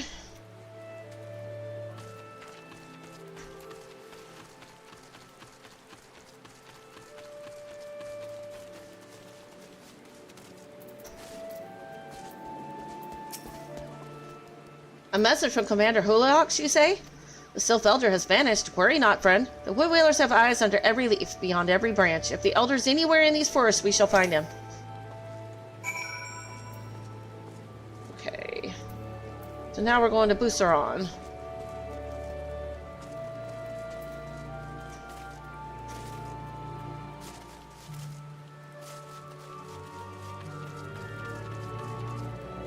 Where is Busaron anyway?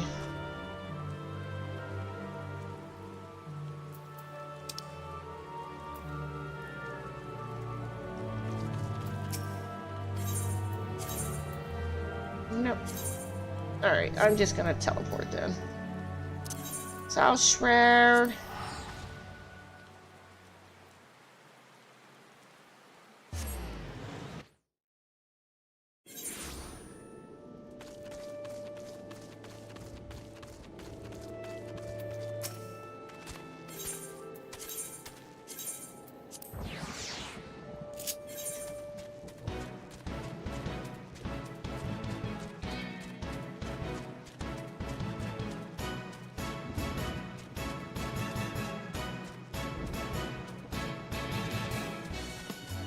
You know, I didn't bring me a poncho to, like, protect me from the wet gear. My armor's gonna rust.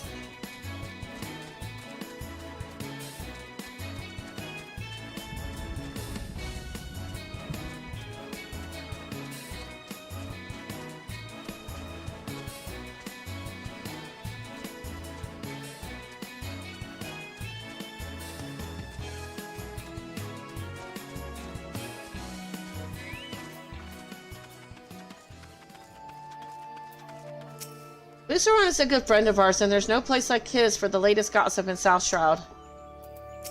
The Sylphs are known to avoid the South Shroud. What could have compelled the Sylph Elder to come here? The question of motive must wait. Finding him is our foremost priority. When things are relatively calm over in Little Solace, we can focus our search effort on this area.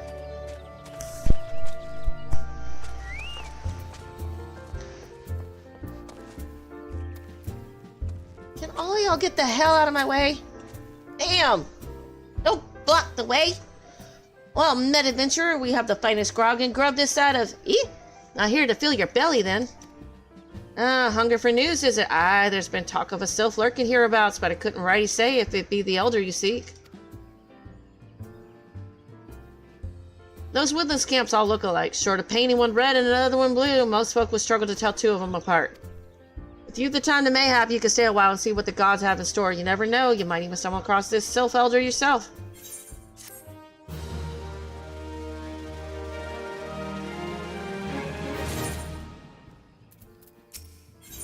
Druther's house rules. Busaron could use an adventurer to douse a fight brewing at his establishment.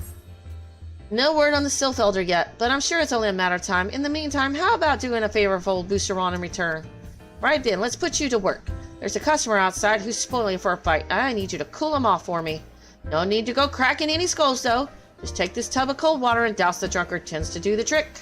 My patrons can swill grog all night and curries loud enough to wake the dead if they wish. And as soon as it turns violent, I've got to put my boot down.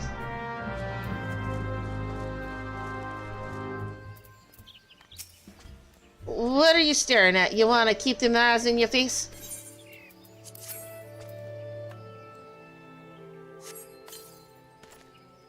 Nufficus tits, that's cold. What do you mean, no fat? And this dusk white scum was... yeah, I know the rules. That bastard gets to keep his skin for now.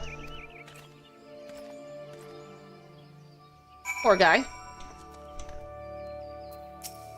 Thanks for stepping in there, friend. Not that I couldn't handle myself against a bleating milksop like that bloke. And I don't want to cause no trouble for Boosteron. You know, having to mop up blood and bits of teeth and the like. Yeah, let's not do that.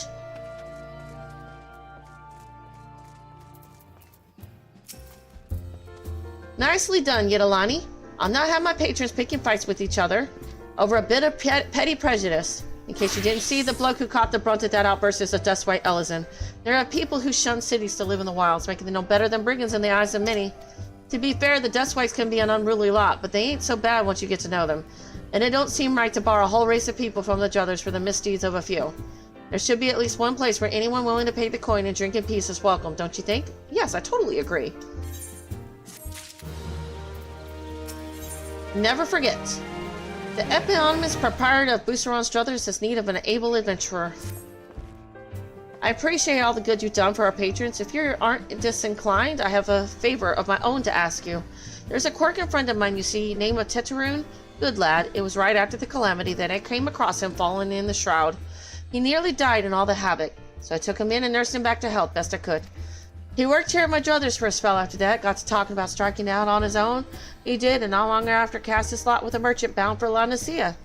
Well, it just so happens I got to cleaning up around here and came across something of his. His scarlet earring. I know he was fond of the thing, but he must have just forgotten it when he left, so I'd like to see that it gets to him. Can't say for sure where he ended up, but might be a friend of mine can. A Rogden fella named Bouncing. You can find him on Hawker's Alley in Limsa Lamensa. He knows everything of the comings and goings of merchants there. Repair gear. Nope, I'm good. Sell my stuff. No!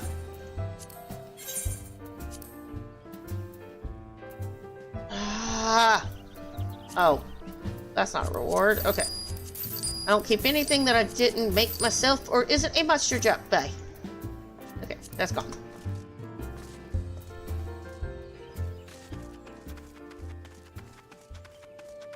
Alright, back to Gridania.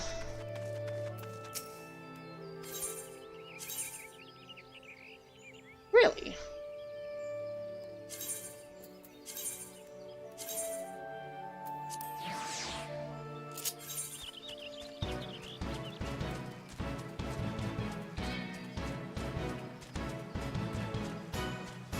I guess you do make quite a bit of gold if you don't spend it all on teleportations.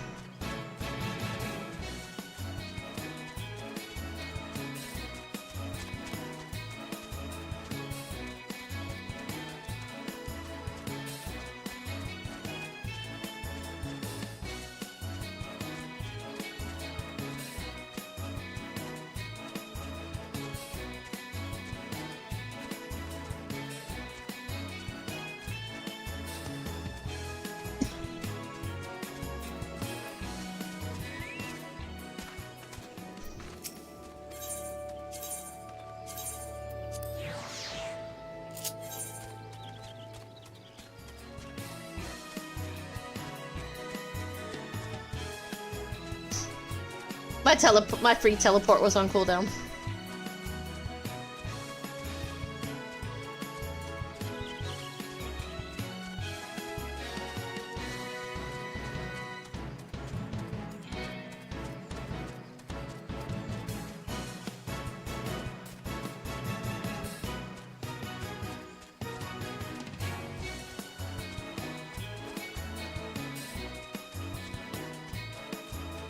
Da, da, da, da, da, da, da, da, da.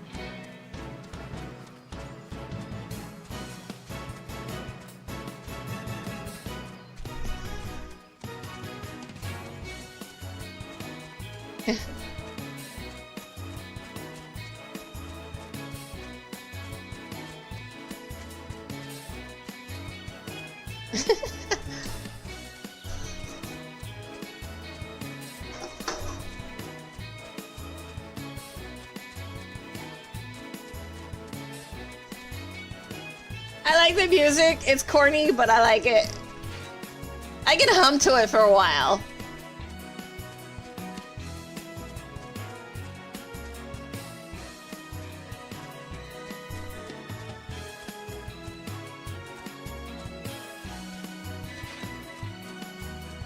My hands get a break. I don't have to drive this chocobo.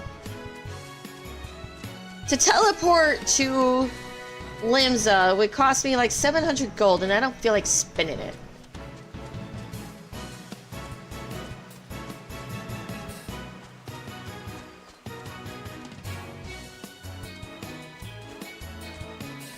You know, each mount that you get has its separate music. It's kind of cool.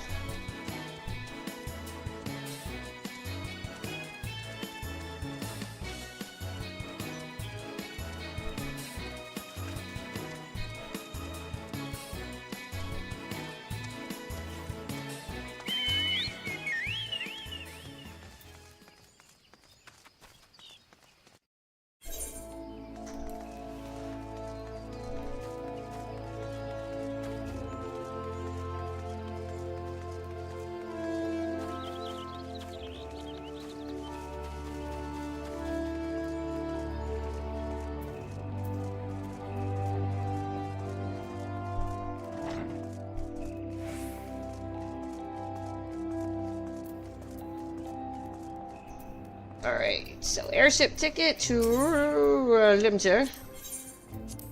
Why is it so expensive? It's still expensive though. Gone are the days of paying 40 gold. You bastards are extortionists here.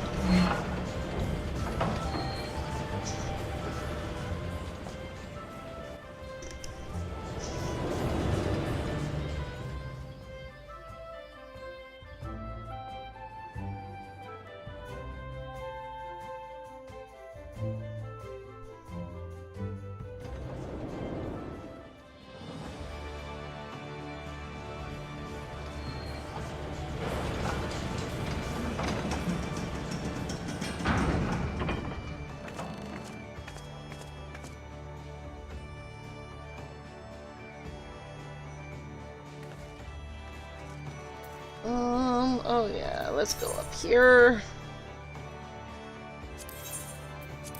Now we gotta go to...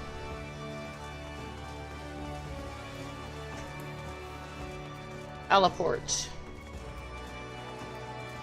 No, wait, Hawker's Alley first.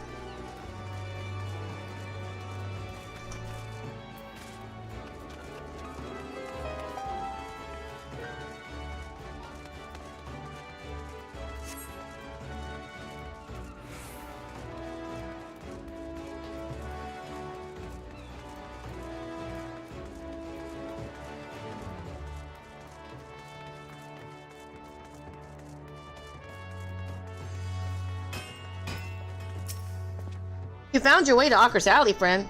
Quirk on what worked at the Druthers. Aye, you speak of Tetaroon. Related to that Kikakaroon bloke just over there by some blood or another. Two of them put in together and were making good coin. But old Tetaroon up and left Limsa not long ago. Couldn't say as to why or where. You're better off asking Kikakaroon himself. He can be tight-lipped though. I warn you, best to take this chicken egg with you. Little bastard loves the bloody things. Good to hear about old Boost though. Sounds as though he ain't changed a bit. Just like him to send the venturer along. Too shy to come his own self? Gods, I miss drinking with that fool.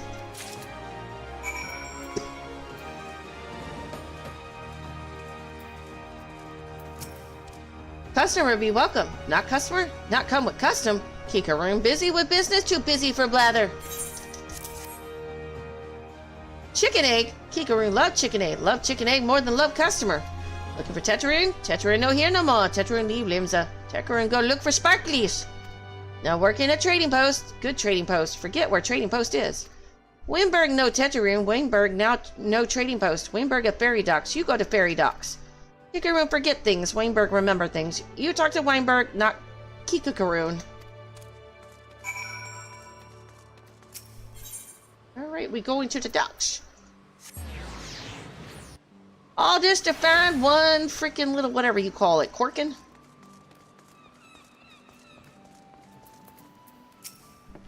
Tetaroon. Ah, I seen him. That is to say, I saw him.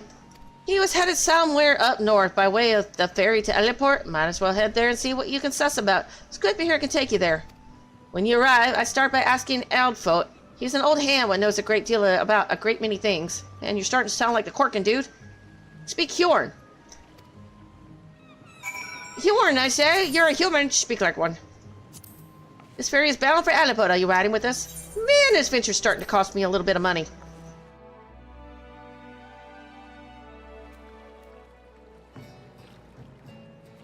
Alright, where you at? Eldfoot. Eldfoot. Tetraroon, I saw him. That is to say, I seen him. He took himself north through Skull Valley into Oakwood, was looking for a place run by his fellow Corkin. I reckon he meant the one right on the shore of Bronze Lake. Maroon's trading post? Follow the road and you should have found it. Alright. Up to the market, off to the road. Let's go.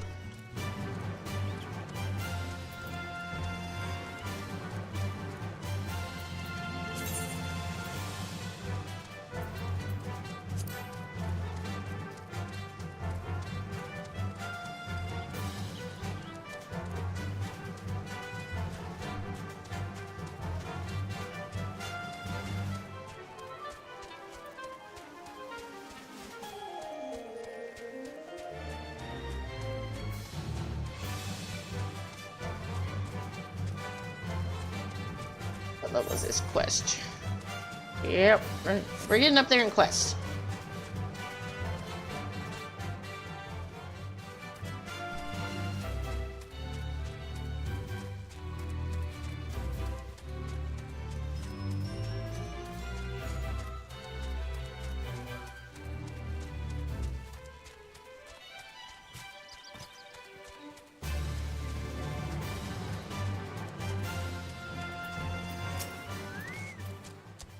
Customer be welcome. Not customer? Not come with custom. Bring something for Tetraroon. Tetraroon, forget this. Forget it, druthers. Tetraroon swore would never forget earring, but never forgot. Tetraroon think. Tetraroon think. Good Boosteron doing good. Good Boosteron good to Tetraroon. Tetraroon miss good Boosteron.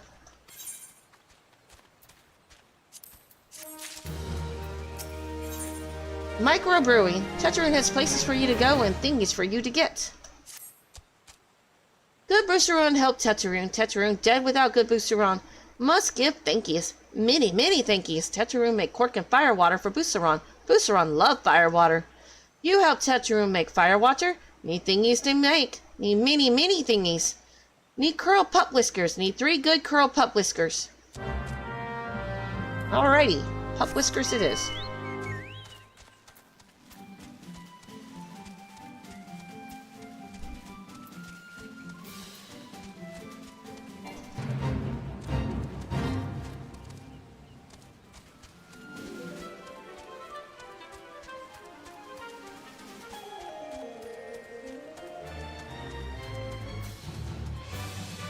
Oh, I gotta fight you guys? Okay.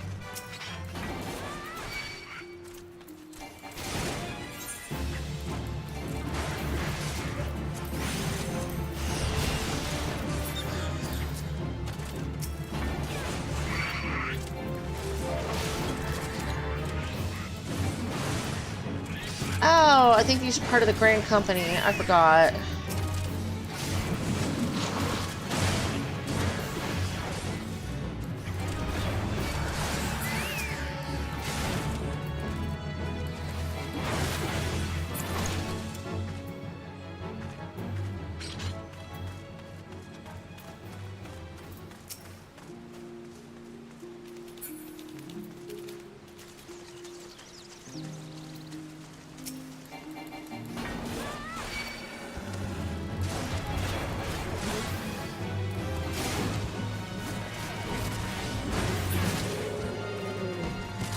That is a boss.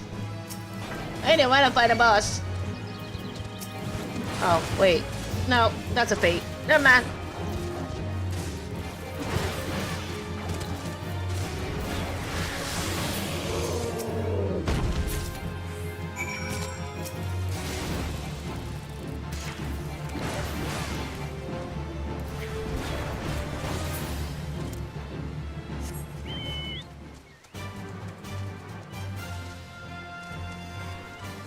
Gotta kill one more of those cobalt thingies.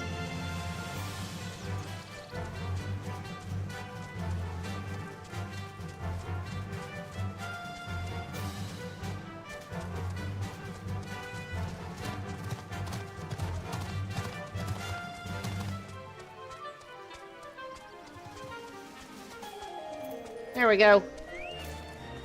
Let me change to dish.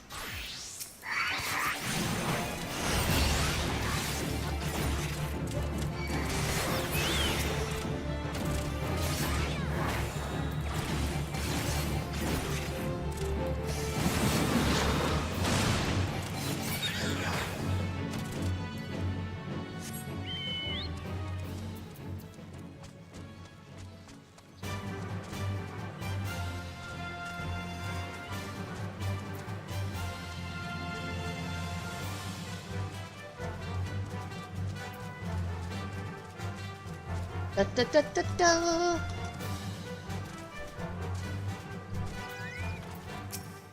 Tetra make firewater for Boosteron. You bring thingies Tetra need. You brought all thingies. Tetra make Firewatcher now. Make good Firewatcher for good Boosteron. Tetra start making Firewatcher now. Good Firewatcher take time. More time, more good. You come back later. How about I come back now? Like fine wine. Tetraroon appears to have finished his gift for Boosteron. Tetraroon make Firewatcher. Good Firewatcher. You take to Boosteron. Good Firewatcher for good Boosteron.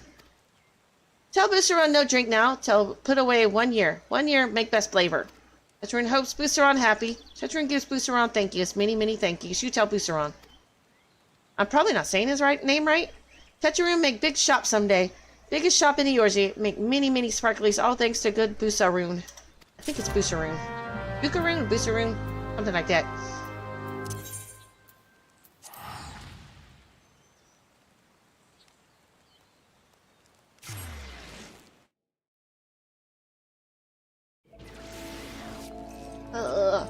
Chocobo Poda.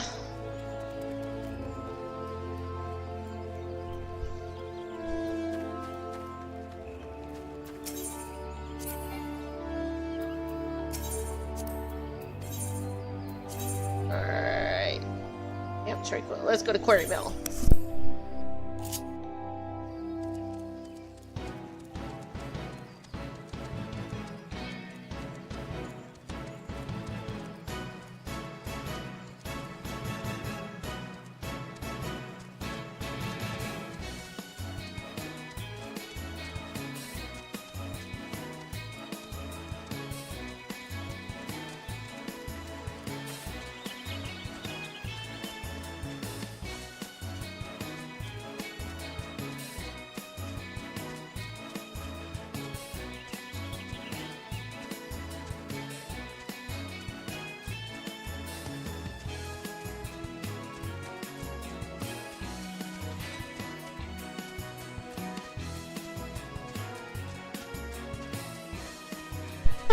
What's up, Dusk?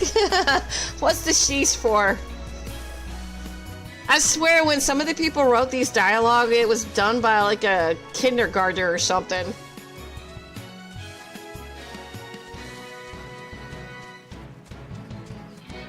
Do you know how much money I probably would have been spending if I'd taken the teleports?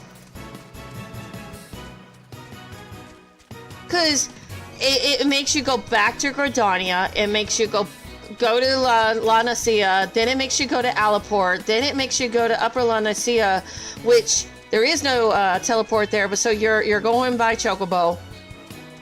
Then you have to go back to Gridania, and then back to Quarry Mill and Boosteron's thing, so yeah.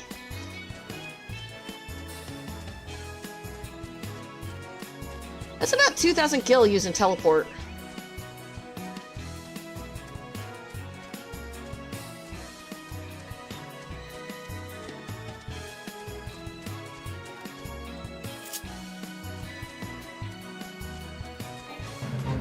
Wait.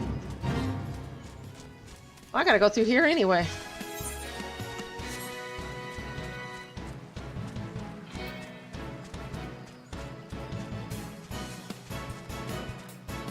This works out.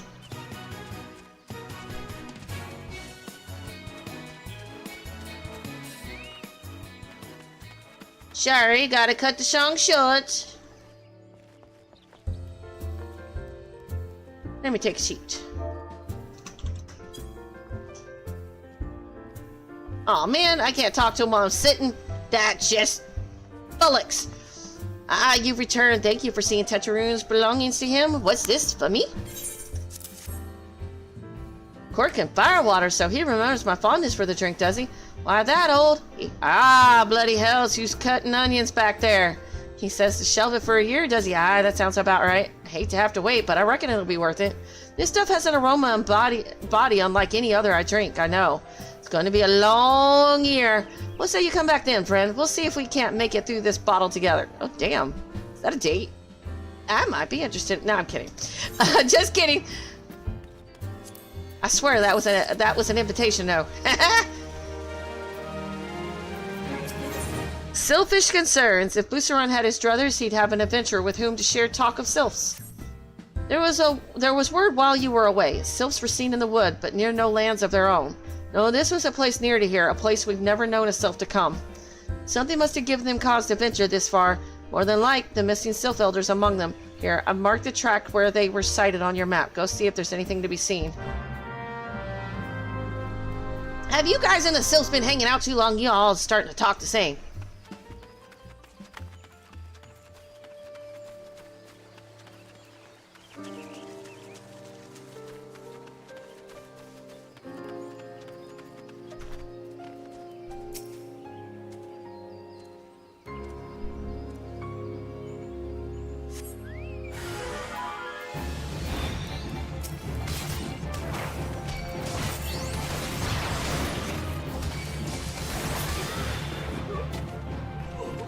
And that looked like a Guardian spy to me.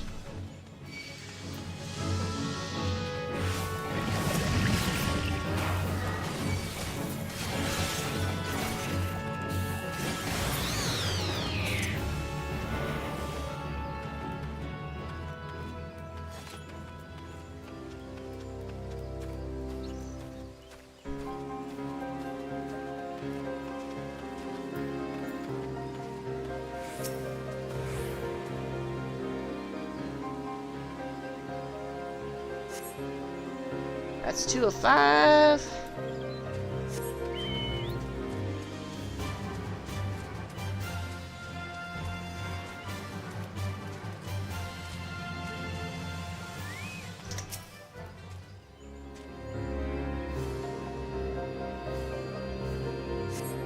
Three of 5.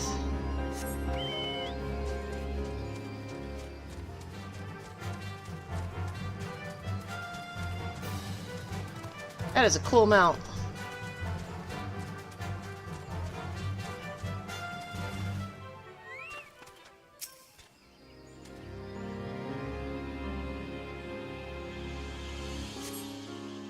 Four out of 5. Hey, Sarahime. How's it going? How's the Honkai stuff coming along?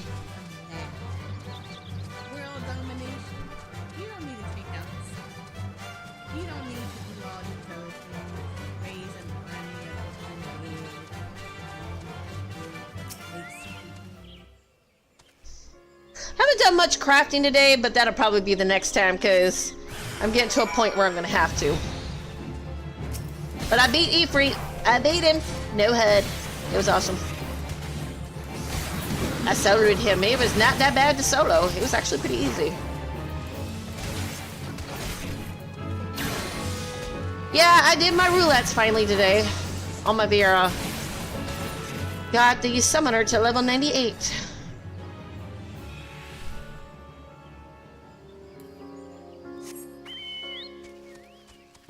Should probably hit 100 tomorrow. Then I gotta figure out what I'm leveling after that, because I don't know.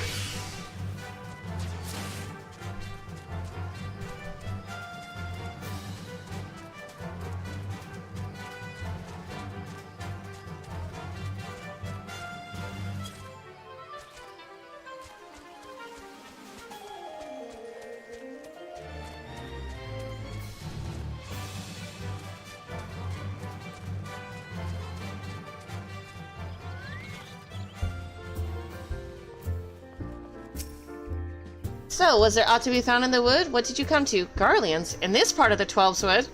Heh, first sylphs and now Garleans? And all in the same place. It cannot be more your coincidence. Might the Garleans be following the sylphs? Tracking them or giving chase, mayhap? But no, not this far into the forest. The Whaler spires are everywhere. Imperials can never have stolen past them all. How in the bloody hells could they, unless someone guided them through? Someone who knew where the spires stand and when the Whalers watch. A Gridanian traitor!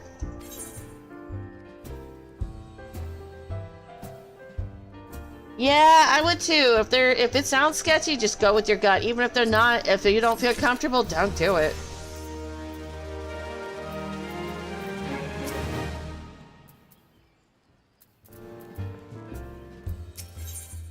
Navul Rish. Buceron has more work for a willing adventurer.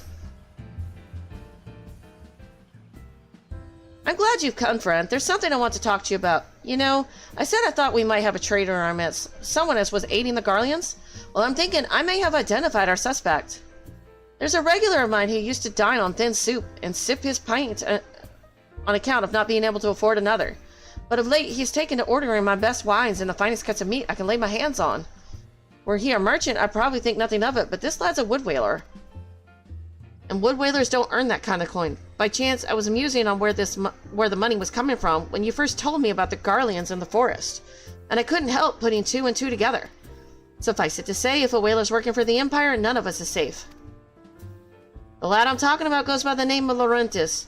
Last I heard, he was in the South Shroud. Find him, Yudolani, and if he is up to no good, put an end to it, and him if it comes to that. You know, I'm thinking, you know, the little whelp out of little Alamigo and this little whelp, both of them did some bad. One of them actually learned from and felt bad about it. This guy, though, I'm about to go, ugh.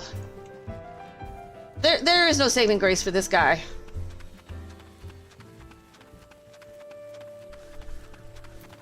And yet, we hired him anyway. Why did we, hire this guy?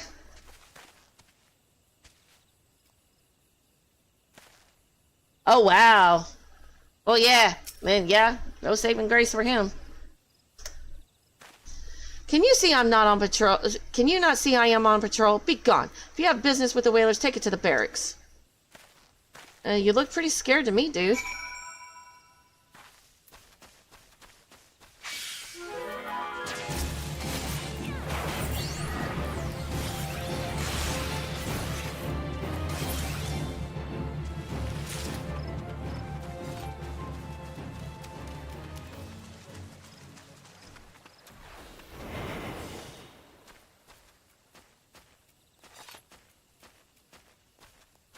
Yeah, that doesn't look like you're on patrol.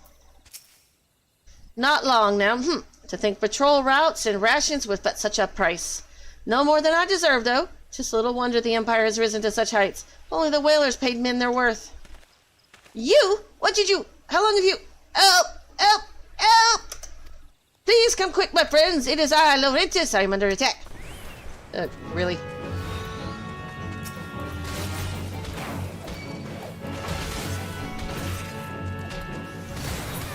How is he a wood whaler when he's such a coward?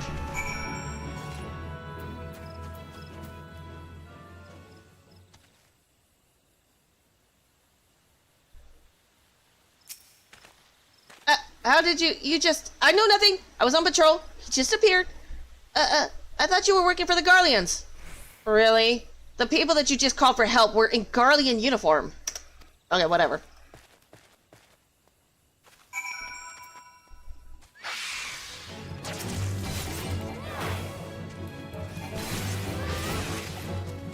I know.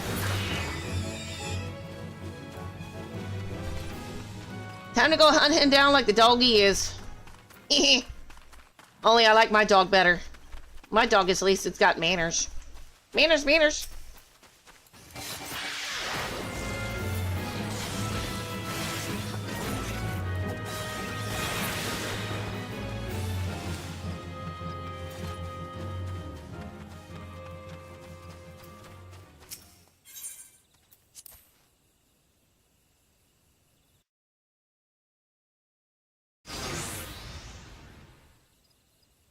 How long do you mean to keep this up?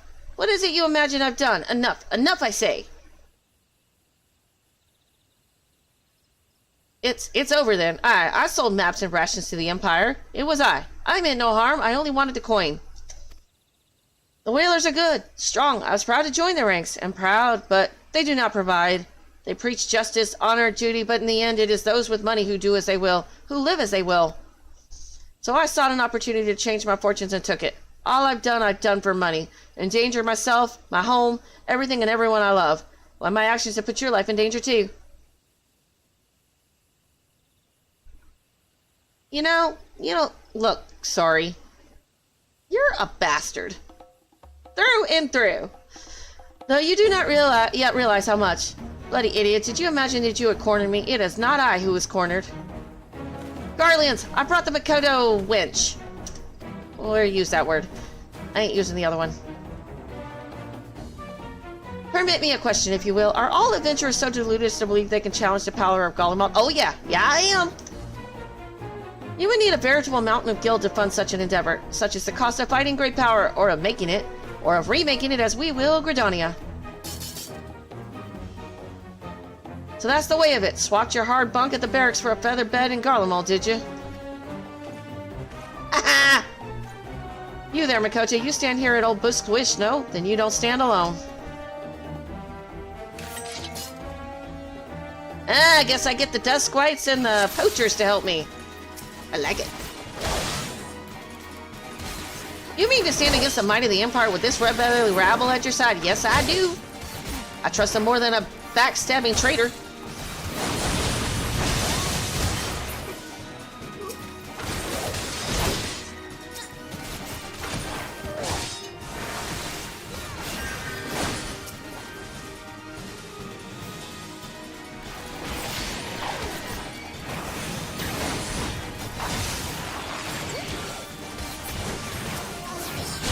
Show them what happens to those who oppose the Empire! Okay, whatever.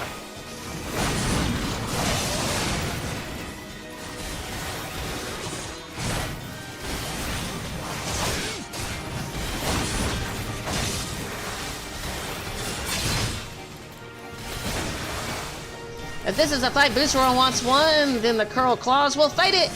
So this is to be my end. Oh yeah, Guardian Scum. What? You scum have no allegiances? They do to Boosteron and his ale.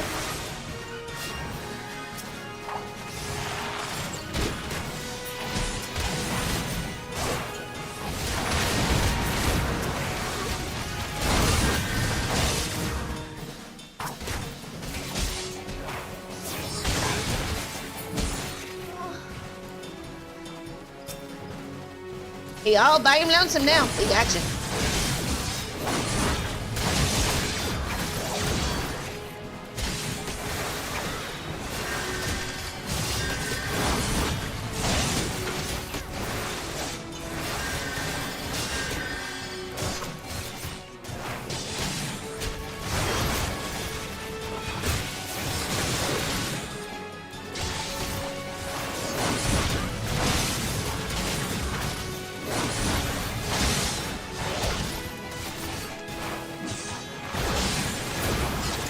How has it come to this? Well, traitors are meet the same outcome. We kick your butts.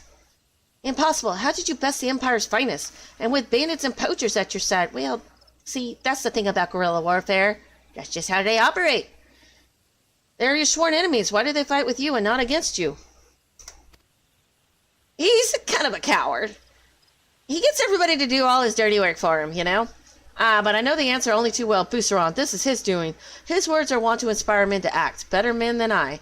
Gods, what have it become? What have I done? Oh my god, please don't do the woe is me kind of crap. I am sorry. No, you're not. No more will I pursue this folly. Yes, you will. No more lies. Yeah, right. No more bribes. Bullcrap. I will go to the Order of the Twin Outer and confess my crimes. That's probably the only thing he said that was the truth. There's something I would like you to tell Boosteron. Tell him Laurentus the Fool says thank you. Feel as though a veil has been lifted from before my eyes. What garbage. This guy is a freaking liar. I'm not sure if it's pathological liar or what. He believes what he says. I don't know, but yeah. Yeah, probably.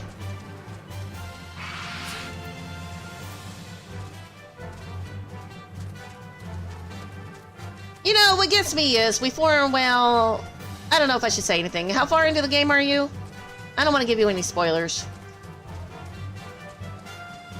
Let's just say the guy's a no-gooder. He doesn't learn his lesson. We'll leave it at that.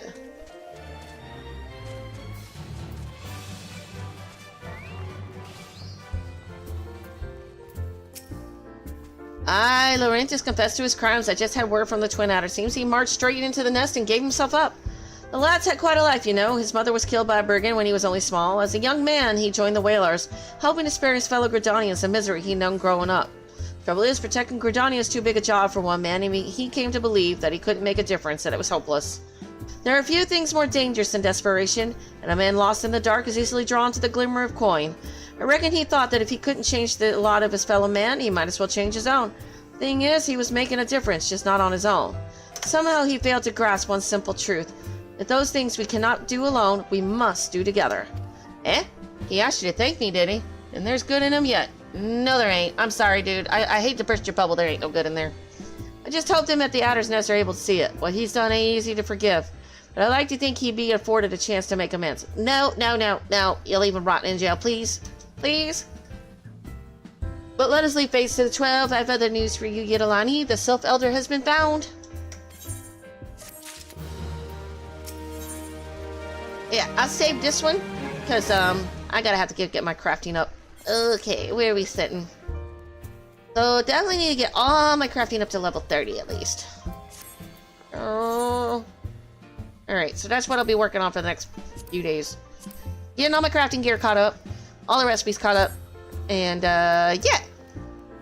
Do some questing, leveling, crafting, yada yada. I'm going to raid out. I'm sorry for those that are just now coming in, but I've been at it for a little bit.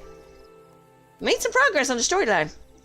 But, yeah, I don't think I can get by without doing any more, crafting. So, I got to find somebody to raid out to. Who we got tonight? Who we got? Oh, no problem. Now I gotta find somebody to raid out to. I'm trying to find somebody that isn't doing current content, because you say you're still new to the game, right? So we need to find somebody that's brand new. I know.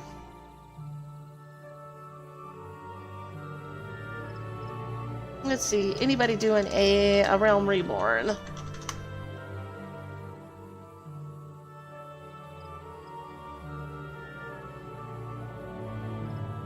I don't think anybody's doing current stuff. Let's see.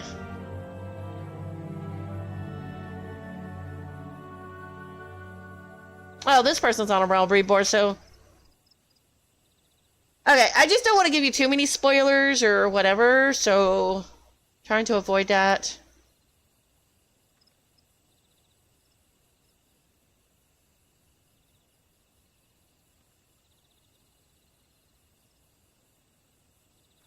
No, they're speaking Spanish, so never mind. Not that button. Not everybody speaks Spanish, so let's not go there. Let's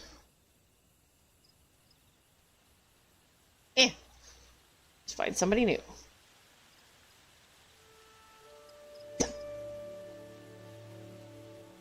Oh, okay. I want to raid out to somebody new today anyway. I keep going to the same people, so I want to find somebody new. So hopefully they're great.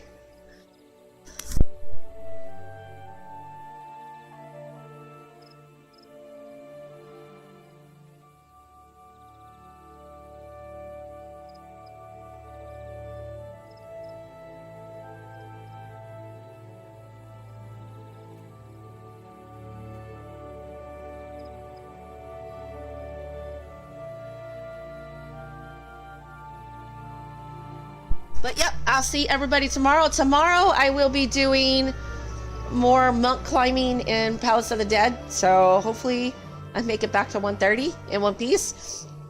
And the baby doesn't help me delete my file this time. So I will see everybody tomorrow. Ta-ta for now. And thank you everybody on